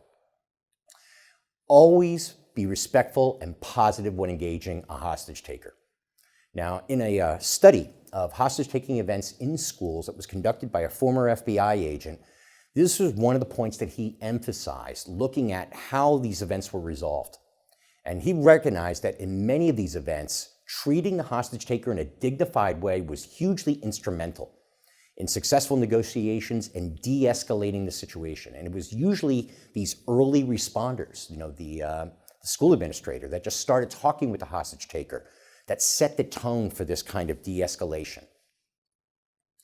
Now, as we're trying to engage and talk with this hostage taker, we want to be aware of, tactically, of the situation. Keep in mind that hostage situations in schools have escalated quickly into shooting events, such as what occurred at West Nickel Mines back in 2006. And then we also had a situation that resulted in a hostage being shot in the attempted rescue at Platte Canyon High School in that same year. The probability of this kind of thing happening, spontaneously, the hostage taker beginning to kill victims, is probably even greater if they are completely non-responsive to negotiation. That's usually an indicator that something really bad is going on the other side of that room. So if they are completely non-responsive, we're trying to get them to talk with us and tell us what's going on, what they're feeling, things like that, and it's just silence on the other side of the door, then we want to make sure that that gets relayed to the authorities immediately when they arrive. And also, if we have armed responders on scene, school resource officers or armed security officers, they should be preparing in order to possibly make forced entry in a very quick manner in the event that shooting begins. In fact, in the 2006 West Nickel Mines incident, the perpetrator, Carl Charles Roberts IV, had actually barricaded himself inside of the building and had actually boarded up the windows. And once the shooting began, the troopers that were on the outside of the building had a difficult time getting in. And as a result, we had a significant tragedy in that situation. Now, in addition to having protocols in place for active shooter events, precautionary lockdowns, bomb threats, and for hostage situations, we also want to ensure that we have a good procedure in place for dealing with missing students. Now, the overwhelming majority of missing student situations in schools turn out to be benign when they're effectively investigated later or when they're resolved. Often it's mischief, maybe a child who cut class or something like this, or it could be, a misunderstanding of some type. Kid who went to the restroom and has just been gone for too long. However, we do occasionally encounter kidnapping situations in school environments, although it's far less common than many believe. In fact, according to at least one study on this matter, only 5% of non-family abductions actually occurred in schools. And of the majority of these, it was usually illegal detention of somebody for the purposes of sexual assault, like somebody who barricades themselves inside of a room or locks themselves in a bathroom with a student for this kind of purpose. Of the actual abductions that do happen in schools, the vast majority are domestic related, such as a father maybe with a restraining order or something like this, coming and illegally picking up their child from school. Only 2% of what they describe as stereotypical abductions actually occur in school environments. By this term, we're talking about a situation where somebody that's unknown to the student grabs a student and takes them off-site, perhaps for some type of nefarious purpose, maybe even murder. Overwhelming majority of these kinds of events usually happen in places like neighborhoods, shopping malls, and other similar types of locations. Nevertheless, it is important that we have a good procedure in place that accounts for this possibility. So anytime a student is discovered missing, the teacher should immediately contact the incident commander. The incident commander, in turn, should get a full name and description of the student and their class. And then at this point, we want to relay this information immediately to the school community. Now, if for any reason in that initial report, we have reason to believe that this child was in fact abducted, and for instance, a witness observed them being pulled into a car or something like this, then we need to contact 911 immediately and get an Amber Alert initiated right away. Basically skipping the remainder of this procedure. However, if we don't know the student's disposition, and it is quite possible that they're somewhere on campus, then at this point we would assign facilities personnel, security officers, or an SRO to now be dispatched to the location of the teacher to begin searching for the student. Of course, focusing on any kind of hangouts like restrooms, if we have a media center on site, if there are particular locations on campus where we know students often do hang out, maybe smoke and things like this, like the parking lot or maybe an area by an athletic field, then we'd want to check those areas out too. And then to leverage all the other eyes on campus, our other faculty members issue a mass notification alert to all other faculty with a description of the student, and that if they see the student, in order to report it back to the incident commander. If possible, the incident commander, or maybe somebody from maintenance or otherwise, should be assigned to access the CCTV and review the previous 30-minute period, looking for any evidence that the student has actually departed the campus or where they may have gone. And if the student isn't found within 15 minutes, or if camera footage suggests possible abduction, then we contact the authorities and get an Amber Alert initiated immediately.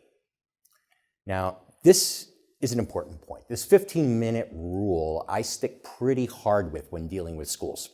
And there's a reason why. Even though only a small percentage of these stereotypical abductions happen in school environments, time matters. And in 74% of events where children are abducted and they're ultimately murdered, it usually occurs within 3 hours of the abduction. And the overwhelming majority that are actually rescued, found, recovered, alive, it usually happens within the first few hours. So it is absolutely critical that we get an Amber Alert initiated anytime we have reason to believe that a child was abducted or possibly abducted, or it's just inconclusive based on preliminary investigation. Now, in any type of major event on campus where the campus is declared a crime scene or possibly dangerous, in the aftermath of a tornado or some other similar type of event, or possibly a bomb threat where we decide to close school for the day, we will need to enact a reunification plan. In essence, moving students to another off-site location to be reunified with their parents. Now, this is one area where with independent schools, I quite often find poor preparations. Most schools that I work with don't even have a reunification plan and rely, when an event does happen, on the police to tell them what to do. Well, we actually have a huge base of previous incidents to reference on this, and unplanned reunifications and directed, on the spot by police usually tend to be hugely disorganized events and can be quite volatile events as well when you consider the anxiety and the emotions, the frustration of parents arriving on scene without an organized process, without being alerted as to what the status of their child is. And this is just a recipe for disaster. And we've had a number of situations in the past where reunifications occurred in the aftermath of major events, were not well organized, and there was a huge backlash against the school and the maybe school district, local police, this kind of thing, as a result of the way parents felt like they were treated. So the best way to address this is by having an organized plan in place. Now, the actual procedures used in reunification may vary a little bit from one plan to another, but they generally follow certain basic concepts. First, whenever a major crisis occurs on campus, students are evacuated to a nearby reunification site. The reunification site is then set up by the team upon arrival, which would then include certain designated areas for students to be held and for reunification activities to be conducted independently. Meanwhile, parents and guardians are then notified that the reunification plan has been enacted and where the reunification site is located if they're not already aware. And then, as parents arrive on scene, they're validated, identified upon arrival, and then once validated, they're allowed to pick their children up, and then the transfer of the children over to the parents or guardians is then documented. So we have an accounting of every student and who they were actually delivered to and what time that they were transferred over to a parent or guardian. Now, one of the first steps in designing a reunification plan is identifying a site. When looking for a reunification site, there's certain criteria to keep in mind. First, located off-site, ideally within 4 blocks of the school. Now, with that being said, I also recommend, if possible, not choosing a location that's immediately next door. Quite often, even the surrounding area after a major event could be hazardous or could be part of the area where emergency vehicles are staging and all these other various activities are going on. And it just would not be very desirable to now have hundreds of parents arriving on scene trying to be reunified with their children. So my recommendation would say look for something that's at least 2 to maybe 4 blocks away. It should be reliably accessible during school hours and should have provisions for locating students out of view of adjacent roads and probable check-in areas. And this is for a very practical reason. Because quite often in a situation like this, we have parents arriving on scene, and if they can see their child, they're going to want to bypass the documentation process and just pick their kid up. Hey, Johnny, come on. Come on. No, don't worry about that. I don't need to sign anything. I can see my son. He's right over there.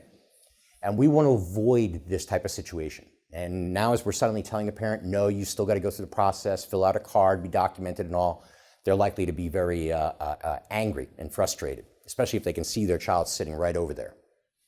It should have an indoor holding area or overhead cover for inclement weather. Again, assuming the Murphy's Law, we can always account on the fact that it's going to be raining or pouring on the day of the big reunification.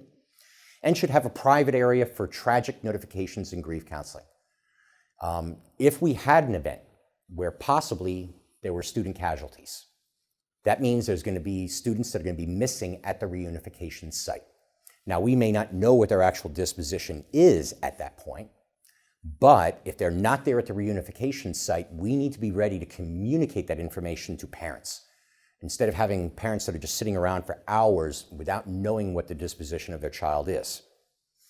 And as a last point, should be reserved by written agreement.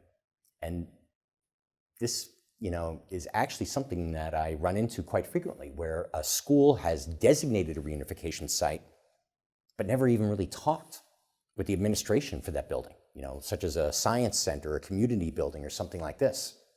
We want to ensure that we have permission to use that building when necessary through some type of written agreement of some type. Some good locations for this purpose include large churches, YMCAs, and public recreation centers usually tend to work very well. They often have great large indoor holding areas, overhead cover, configured just the way we'd like them, hours normally accessible. And as another alternative, we have other schools nearby, perhaps establishing some type of reciprocity agreement with them, whereby they can use our athletic center for reunification purposes, and we in turn can use their cafeteria or maybe their gymnasium. And here's an example of how we may configure a reunification site. Several areas that we want to designate. The first is going to be the greeting area. This is going to be where parents, upon initial arrival, are going to be met by greeters who are then going to explain the process, hand them a reunification card, and tell them to get in line.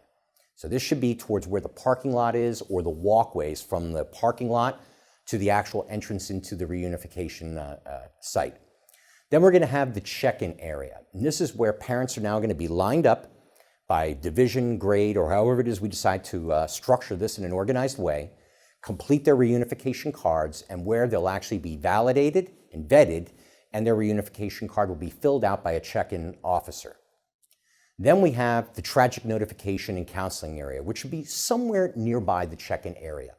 Because what may happen in this case is a parent suddenly arrives to pick up their kid, and we, being aware of the fact that a student is missing, need to pull that parent aside and notify them at the stage that their child is unaccounted for. And we don't want to be doing that right there at the check-in area around a whole bunch of other parents at that moment. Keep in mind, telling a parent that your child is not at the reunification site, even though we just don't know what their status is, may be easily interpreted by that parent as saying, my child is injured or killed. And we can expect an emotional response. So it is best to have a designated area, private, separate from this location, and also to have our school counselor on hand and also outside resources, grief counselors, for this exact purpose. And then a student pickup area. Now, the student pickup area should be located away from the check-in area. We don't want to have runners bringing students out right there in that exact immediate area. So that could be maybe another door around the corner, somewhere off to the side. Should be somewhere nearby, but away from the check-in area. And then our student holding area, which in this example is the interior of the gymnasium, and with students organized by class and by grade while they're there, being held, waiting for their parents to arrive to make it easy to locate them when our runners are basically indoors looking around for specific students by name. Now, in addition to the reunification coordinator we discussed earlier, there's several additional positions within a reunification team. Now, the reunification coordinator should be a planned and designated position, whoever they and their alternate are going to be, because they need to know this entire process and to have ownership of this process in advance of the big event. On the other hand, the other positions, such as the reunification monitor, check-in officers, and others, they can be chosen on scene from available personnel and briefed on their assignments when an event is actually in progress, as long as the reunification coordinator is very knowledgeable about how the process works. Now, the reunification monitor is going to be responsible for receiving parents who have been vetted, validated, and then handing those reunification cards, which we'll discuss in a moment, to the runners who will then retrieve students and then documenting the transfer. Then we have check-in officers who are going to be receiving these parents as they are completing their reunification cards, verifying authorization for pickup, documenting this, and then directing them over to the reunification monitor in the student pickup area. And then we have runners. We need to have a number of people designated. This could be extra faculty members. This could also be school secretaries or maybe administrative assistants, other individuals that maybe don't have other designated functions that would be looking for different students and bringing them out to the student pickup area. And then greeters, at least a few greeters that are going to be positioned outside in order to receive arriving parents, brief them on the process, and hand them a reunification card. And then our kid herds, who are usually going to be our faculty members. They're going to be responsible for managing student groups inside the student holding area and assisting the runners with locating particular students.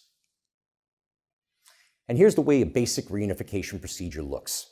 So once the decision to evacuate the campus to the reunification site is made, the incident commander or the reunification coordinator would initiate notification to faculty and the reunification host. So if the reunification site happened to be a church, we would want to notify that church that we are now inbound with 700 students for reunification. Once the order to evacuate is issued, faculty members at this point would begin escorting their students to the reunification site, walking along sidewalks, carefully managing them as they may be crossing streets.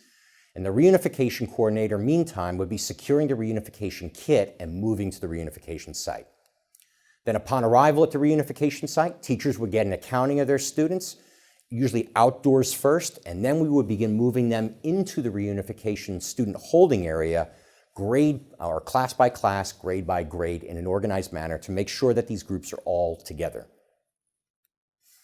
Teachers not assigned to special duties would now be organizing these students and monitoring them in the holding area. Meanwhile, the check-in area would now be set up, which is where we're actually going to be vetting these parents. The reunification coordinator will be assigning support positions to staff and faculty.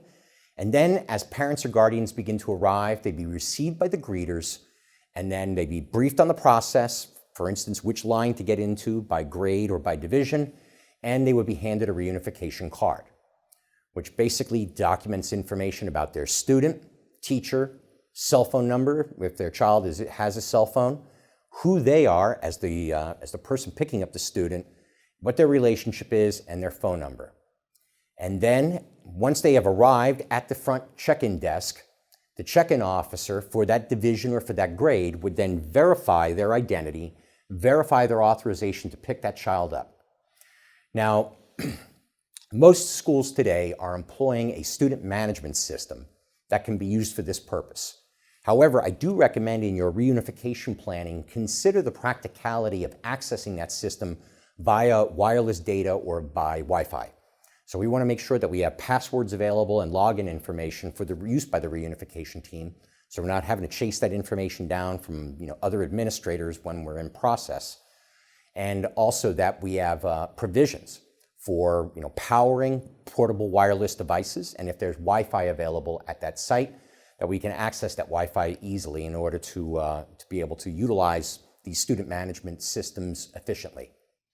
So the check-in officer at this point would now request an identification of the individual arriving to pick up a student, verify that against the authorized pickup list, and would then at this point validate the reunification card, such as documenting that they checked the ID and then that they were verified against a white list, basically an authorization list.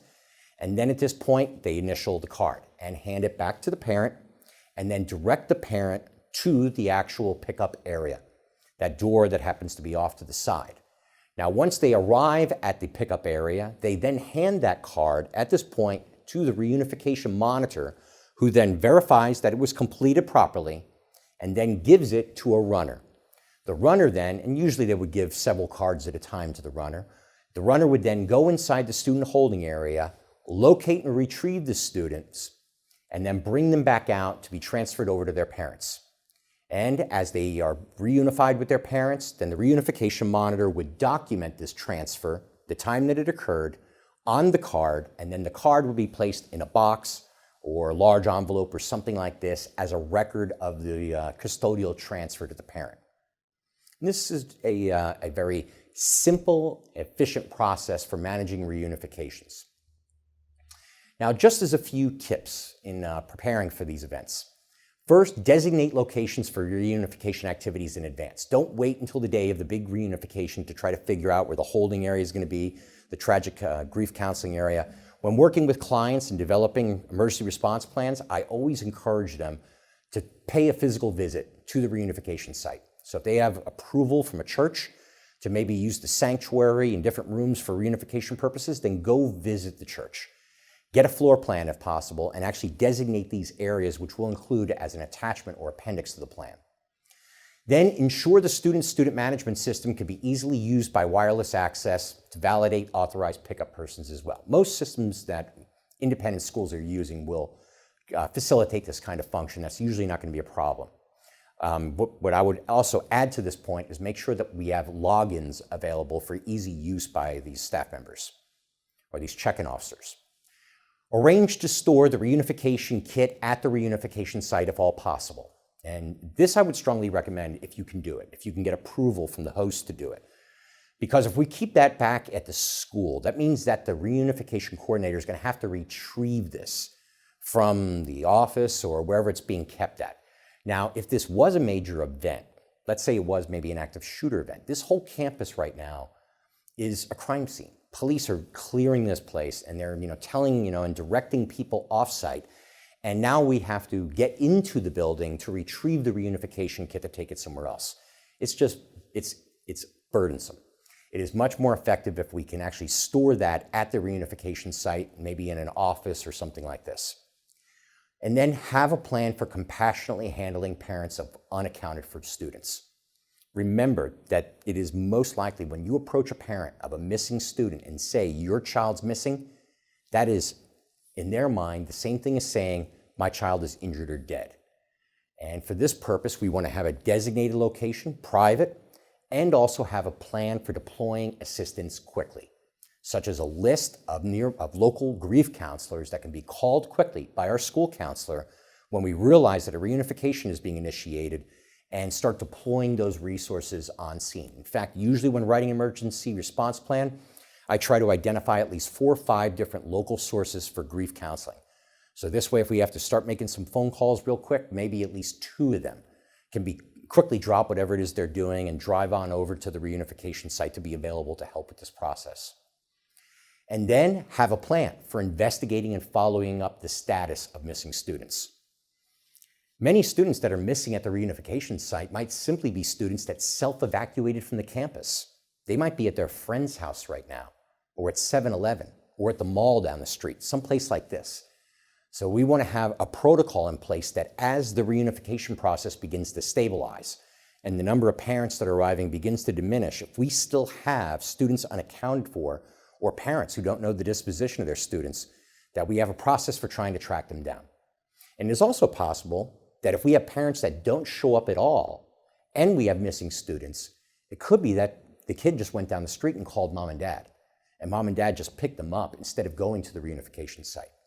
Now that's great, but we need to find that out. So have a procedure for this kind of follow-up as the reunification process begins winding down. There are certain things that I run into on a very regular basis, problems that I often run into when evaluating emergency response plans, things that I just see consistently over and over again from school to school. On the next sequence of slides, I just want to take a few moments and talk about elements of what I would define as being effective or well-written and designed emergency response plans. First of all, well-written emergency response plans are formatted and organized in a very logical and consistent manner. And that means things like making sure that we have page numbering, that we have some type of logic to the table of contents structure, to the way that event annexes are structured, numbering and things of this nature, and use cross-references in text to aid in the location of related information inside of the document. Also, supplementary information is not woven in with procedural indexes. I recently reviewed an emergency response plan that had about 40 pages of utility shutoff instructions that were just stuffed right in the middle of other procedural annexes. And it made it very, very difficult to navigate this document to find information that was truly important. Instead, it is better, good document design practices or writing practices to put that in a appendix or attachment of some type. And some common things that belong really in appendixes or attachments instead of in the main body of these documents include things like emergency contact and resource information, first aid procedures, maps of AED and medical kit locations, public affairs and news media guidelines, bomb threat telephone card, designated severe weather shelter areas, designated shelter-in-place rooms for use during hazardous materials events, outdoor hazmat events, evacuation maps for all buildings, and any kind of unique instructions for utility shutoffs and things like this. These should not, be woven into the main body of the emergency response plan. They're better placed in an appendix or attachment. Emergency response team members and their responsibilities are clearly defined. I usually look within an emergency response plan for a designated section describing the emergency response team structure, defining who these individuals are, what the alternates are for key positions within there. It is often very helpful to have some type of chain of command diagram, like the examples that you saw in the beginning of this lesson module, and then clearly describing the specific authorities for activities and decision making, such as things like evacuation during fire, evacuating during indoor hazardous materials situations, evacuation during imminent threat situations, evacuation to the reunification site, and then initiating any other school-wide protective actions during these different types of emergencies, like severe weather, tornado, etc. There should be no ambiguity as to who is responsible or authorized for these different types of notifications and decisions. And this brings up an important point. Quite often when we talk about emergency response planning, people tend to use the term authority and responsibility in a very synonymous way, when in fact they do have distinctively different meanings. Responsibility essentially is a state or fact of having a duty to deal with something. In essence, it describes who will or should do what. John will blank, whatever that activity is. Authority is who has the power or right to give orders, make decisions, or enforce obedience. In other words, they have official permission or sanction. In essence, who can do what. Such as, during a fire alarm, all faculty have authority to initiate evacuation without further instructions. Teachers are also charged with authority to directly supervise the evacuation of themselves and students without further instruction. That would be a statement of authority. By comparison to the incident commander will issue emergency public address announcements, which would be a statement of responsibility. Just to ensure that there's no ambiguity and that staff members clearly understand what their authorities are to initiate personal protective actions, actions for the protection of their students, and also even things like public address announcements and stuff like this. I actually include a section within my emergency response plans defining authorities specifically. For instance, under the title of imminent threat orders, as demonstrated in previous events, during an imminent threat situation, every second in response is critical. To ensure that students are protected as quickly as possible, all staff and faculty are charged with authority to initiate lockdown or evacuation procedures without instructions if an imminent threat is observed. Then, once notified of the threat, the incident commander would then have formal responsibility for issuing school-wide order for lockdown imminent threat. However, if all staff and faculty are also charged with authority to order lockdown or imminent threat response through the public address system. So this way, faculty members know it is not their responsibility to make public address announcements, but that they have authority to do so, permission to do so. I also normally look for an annex in there describing emergency communication systems and how these systems will be used in emergency events. And this includes a description of emergency communication systems, such as the public address system, the mass notification systems, and any other unique systems that we may be using, and procedures for how those systems will be employed, including step-by-step procedures for making notifications during emergency situations.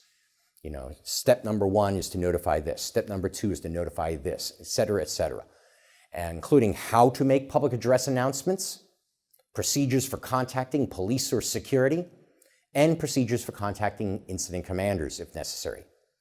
And then I also ideally look for, and a good emergency response plan would have a chart, a diagram explaining how this communications procedure works, including a backup plan in the event of a primary failure of some type, such as we're unable to receive the incident or contact the incident commander. What's the next step alternatively instead? Now, in event-specific procedural annexes, there's certain things I typically look for as well. First, that they clearly state the circumstances that warrant initiating a specific procedure. Obviously, in an active shooter event, it's pretty obvious what the circumstances may be that would warrant initiating that event. But in some cases, it's not very clear, and there's often confusion, I find, particularly when it comes to things like hazardous materials events. At what point should we evacuate a building versus at what point should we be sheltering in place? So instead, a well-written hazardous materials incident response plan will have a statement in there describing what the circumstances are, such as notification from the authorities that there's been an industrial accident in the local area or evidence of an outdoor aerosol, vapor, unusual smell, anything like this. We will implement the outdoor hazardous materials protocol, which is in essence shelter in place. Procedures are described in a clear and simple manner, step by step, as it were, in a chronological type of fashion. Truthfully, I run into a lot of trouble with this in a lot of school emergency response plans, where instead we just have a bunch of bullet points that describe different tasks, but there's really no kind of logical sequence to the way that these tasks are defined. And another big problem that I often find in a lot of school emergency response plans is not clearly defining who's responsible for these different tasks. It just describes, that we will, a public address announcement will be made, but who will make that public address announcement? Who's responsible for it? Who's responsible for opening up the gates? This kind of thing. Such as the incident commander will blank, or all teachers will blank. This is clearly assigning responsibility to specific parties. Another element of good and well-written emergency response plans is that they spotlight important safety instructions in a distinctive way, and using formatting of some type, such as bold color, maybe the color red in text, utilizing little shadow boxes or something like this to call out those important safety instructions. And as I mentioned before, event annexes are not cluttered with supplementary information that would be better included in appendixes. Now let's take a look at a procedural statement, a procedural annex, in this case here related to bomb threats, extracted from an emergency response plan, and we can see all of these various different elements I just described. For instance, all procedures are described as a logical and chronological sequence of activities. Step one, this is what we're doing. Then this will be followed by number two. At this point now, the incident commander has already notified certain people, and these people are now initiating their actions. And if I read through this plan, it follows a logical, chronological timeline of the way that these events occur. Number two, staff member responsibilities are clearly defined. For every action statement that there is, somebody is tasked with that action statement. Such as once teachers obtain an accounting of all students, they will now conduct their class. SPOs, school protection officers, maintenance personnel, emergency response team members, and police will be paired into teams of two and assigned to conduct search of buildings, et cetera, et cetera. The incident commander may decide, and all these other similar types of statements, assigning a responsibility to a specific individual. Important safety instructions are formatted in a distinctive manner, such as the safety point about if search activities are not concluded within 60 minutes, all search team personnel will withdraw the ICP, or an incident command point. Only includes procedures, no clutter with supplementary information, and cross-references are used. So for instance, when referencing the suspicious object response plan, there's a cross-reference statement inside of there. Likewise, when referencing the school reunification plan, there's a cross-reference used inside of there so that it's relatively easy to find that information. Now, it is recommended that we also provide all of our staff and faculty with both training and simplified references pertaining to emergency procedures. Now, almost all schools conduct drills fire drills are mandated by law, but most schools that I've worked with conduct active shooter drills, at least a handful per year. Beyond that, I strongly recommend that you commence every new school year, as teachers are returning back to school, with at least a 1 or 2 hour training module to review certain critical emergency procedures in a classroom type format when we have an opportunity to kind of question and answer and dialogue with them about specific matters. And an ideal outline would include communication systems, so that they understand how to make that public address announcement, so that they understand how to reach the security office or call 911, and who the incident commanders are, if they're expected to contact the incident commanders, put the phone number in your phone right now, that kind of thing. Active shooter response, again, simplified from the perspective of faculty. In other words, what do they do if they're outside with students versus if they're in a classroom? If we have a unique bomb threat plan, like the protocol that I described in this lesson module, how our bomb threat plan works so that they understand what their expectations are in terms of searching their rooms, standing by, waiting for the order to evacuate, and then being aware of any suspicious activity or objects at the assembly area. Tornado response protocols, which where we're located at in Florida is actually a very big issue. Where is their designated shelter-in-place location during tornadoes? And then the school reunification plan. And the key thing that they need to know about the reunification plan is where the reunification site is located and what kinds of conditions would reunification most likely be initiated. It is also recommended that we conduct drills and exercises throughout the course of the year. Now, everybody conducts fire drills, and most schools conduct at least a handful of active shooter drills per year. My recommendation as a minimum is at least 4 active shooter drills per year. Now, here in Florida, many schools have been implementing 10 per year. Now, truthfully, that may be overkill. And there's even discussion going on right now in the state of Florida of lowering that number for concern about the possible psychological impact that may be having on students. And there's a valid concern in that particular case. But I would recommend, say, 4 to 6 per year as being a good number. Now, if you have a bomb threat plan, like the one I just presented in this program, I recommend that you drill that at least once per year, so that everybody kind of understands what their responsibilities are and how the timeline of events works out. And then, as an additional measure, to ensure that staff and faculty are adequately prepared regarding the whole spectrum of other emergencies, provide some type of quick reference media. We do that for our clients when writing emergency response plans in the development of a customized classroom flip chart for that specific school with step-by-step simplified instructions specifically for faculty members and staff members related to things like fire, missing student, medical emergencies, weather emergencies of different types, including an evacuation map and the location of the reunification site and any unique instructions. and also including response to hazardous materials events, such as sheltering in place or evacuation if we had an indoor chemical event of some type, like a lab accident.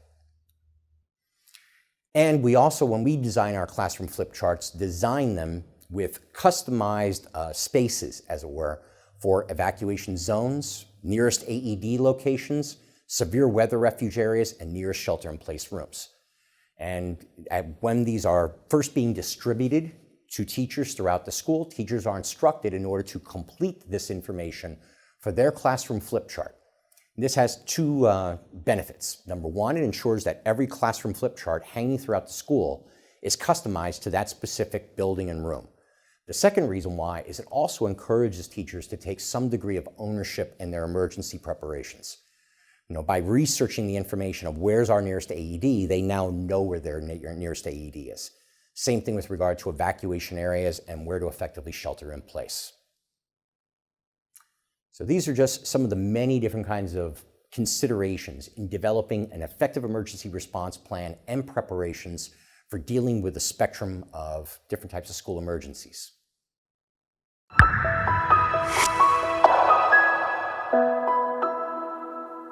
Thanks for joining us. This video concludes the ISPSA webinar program.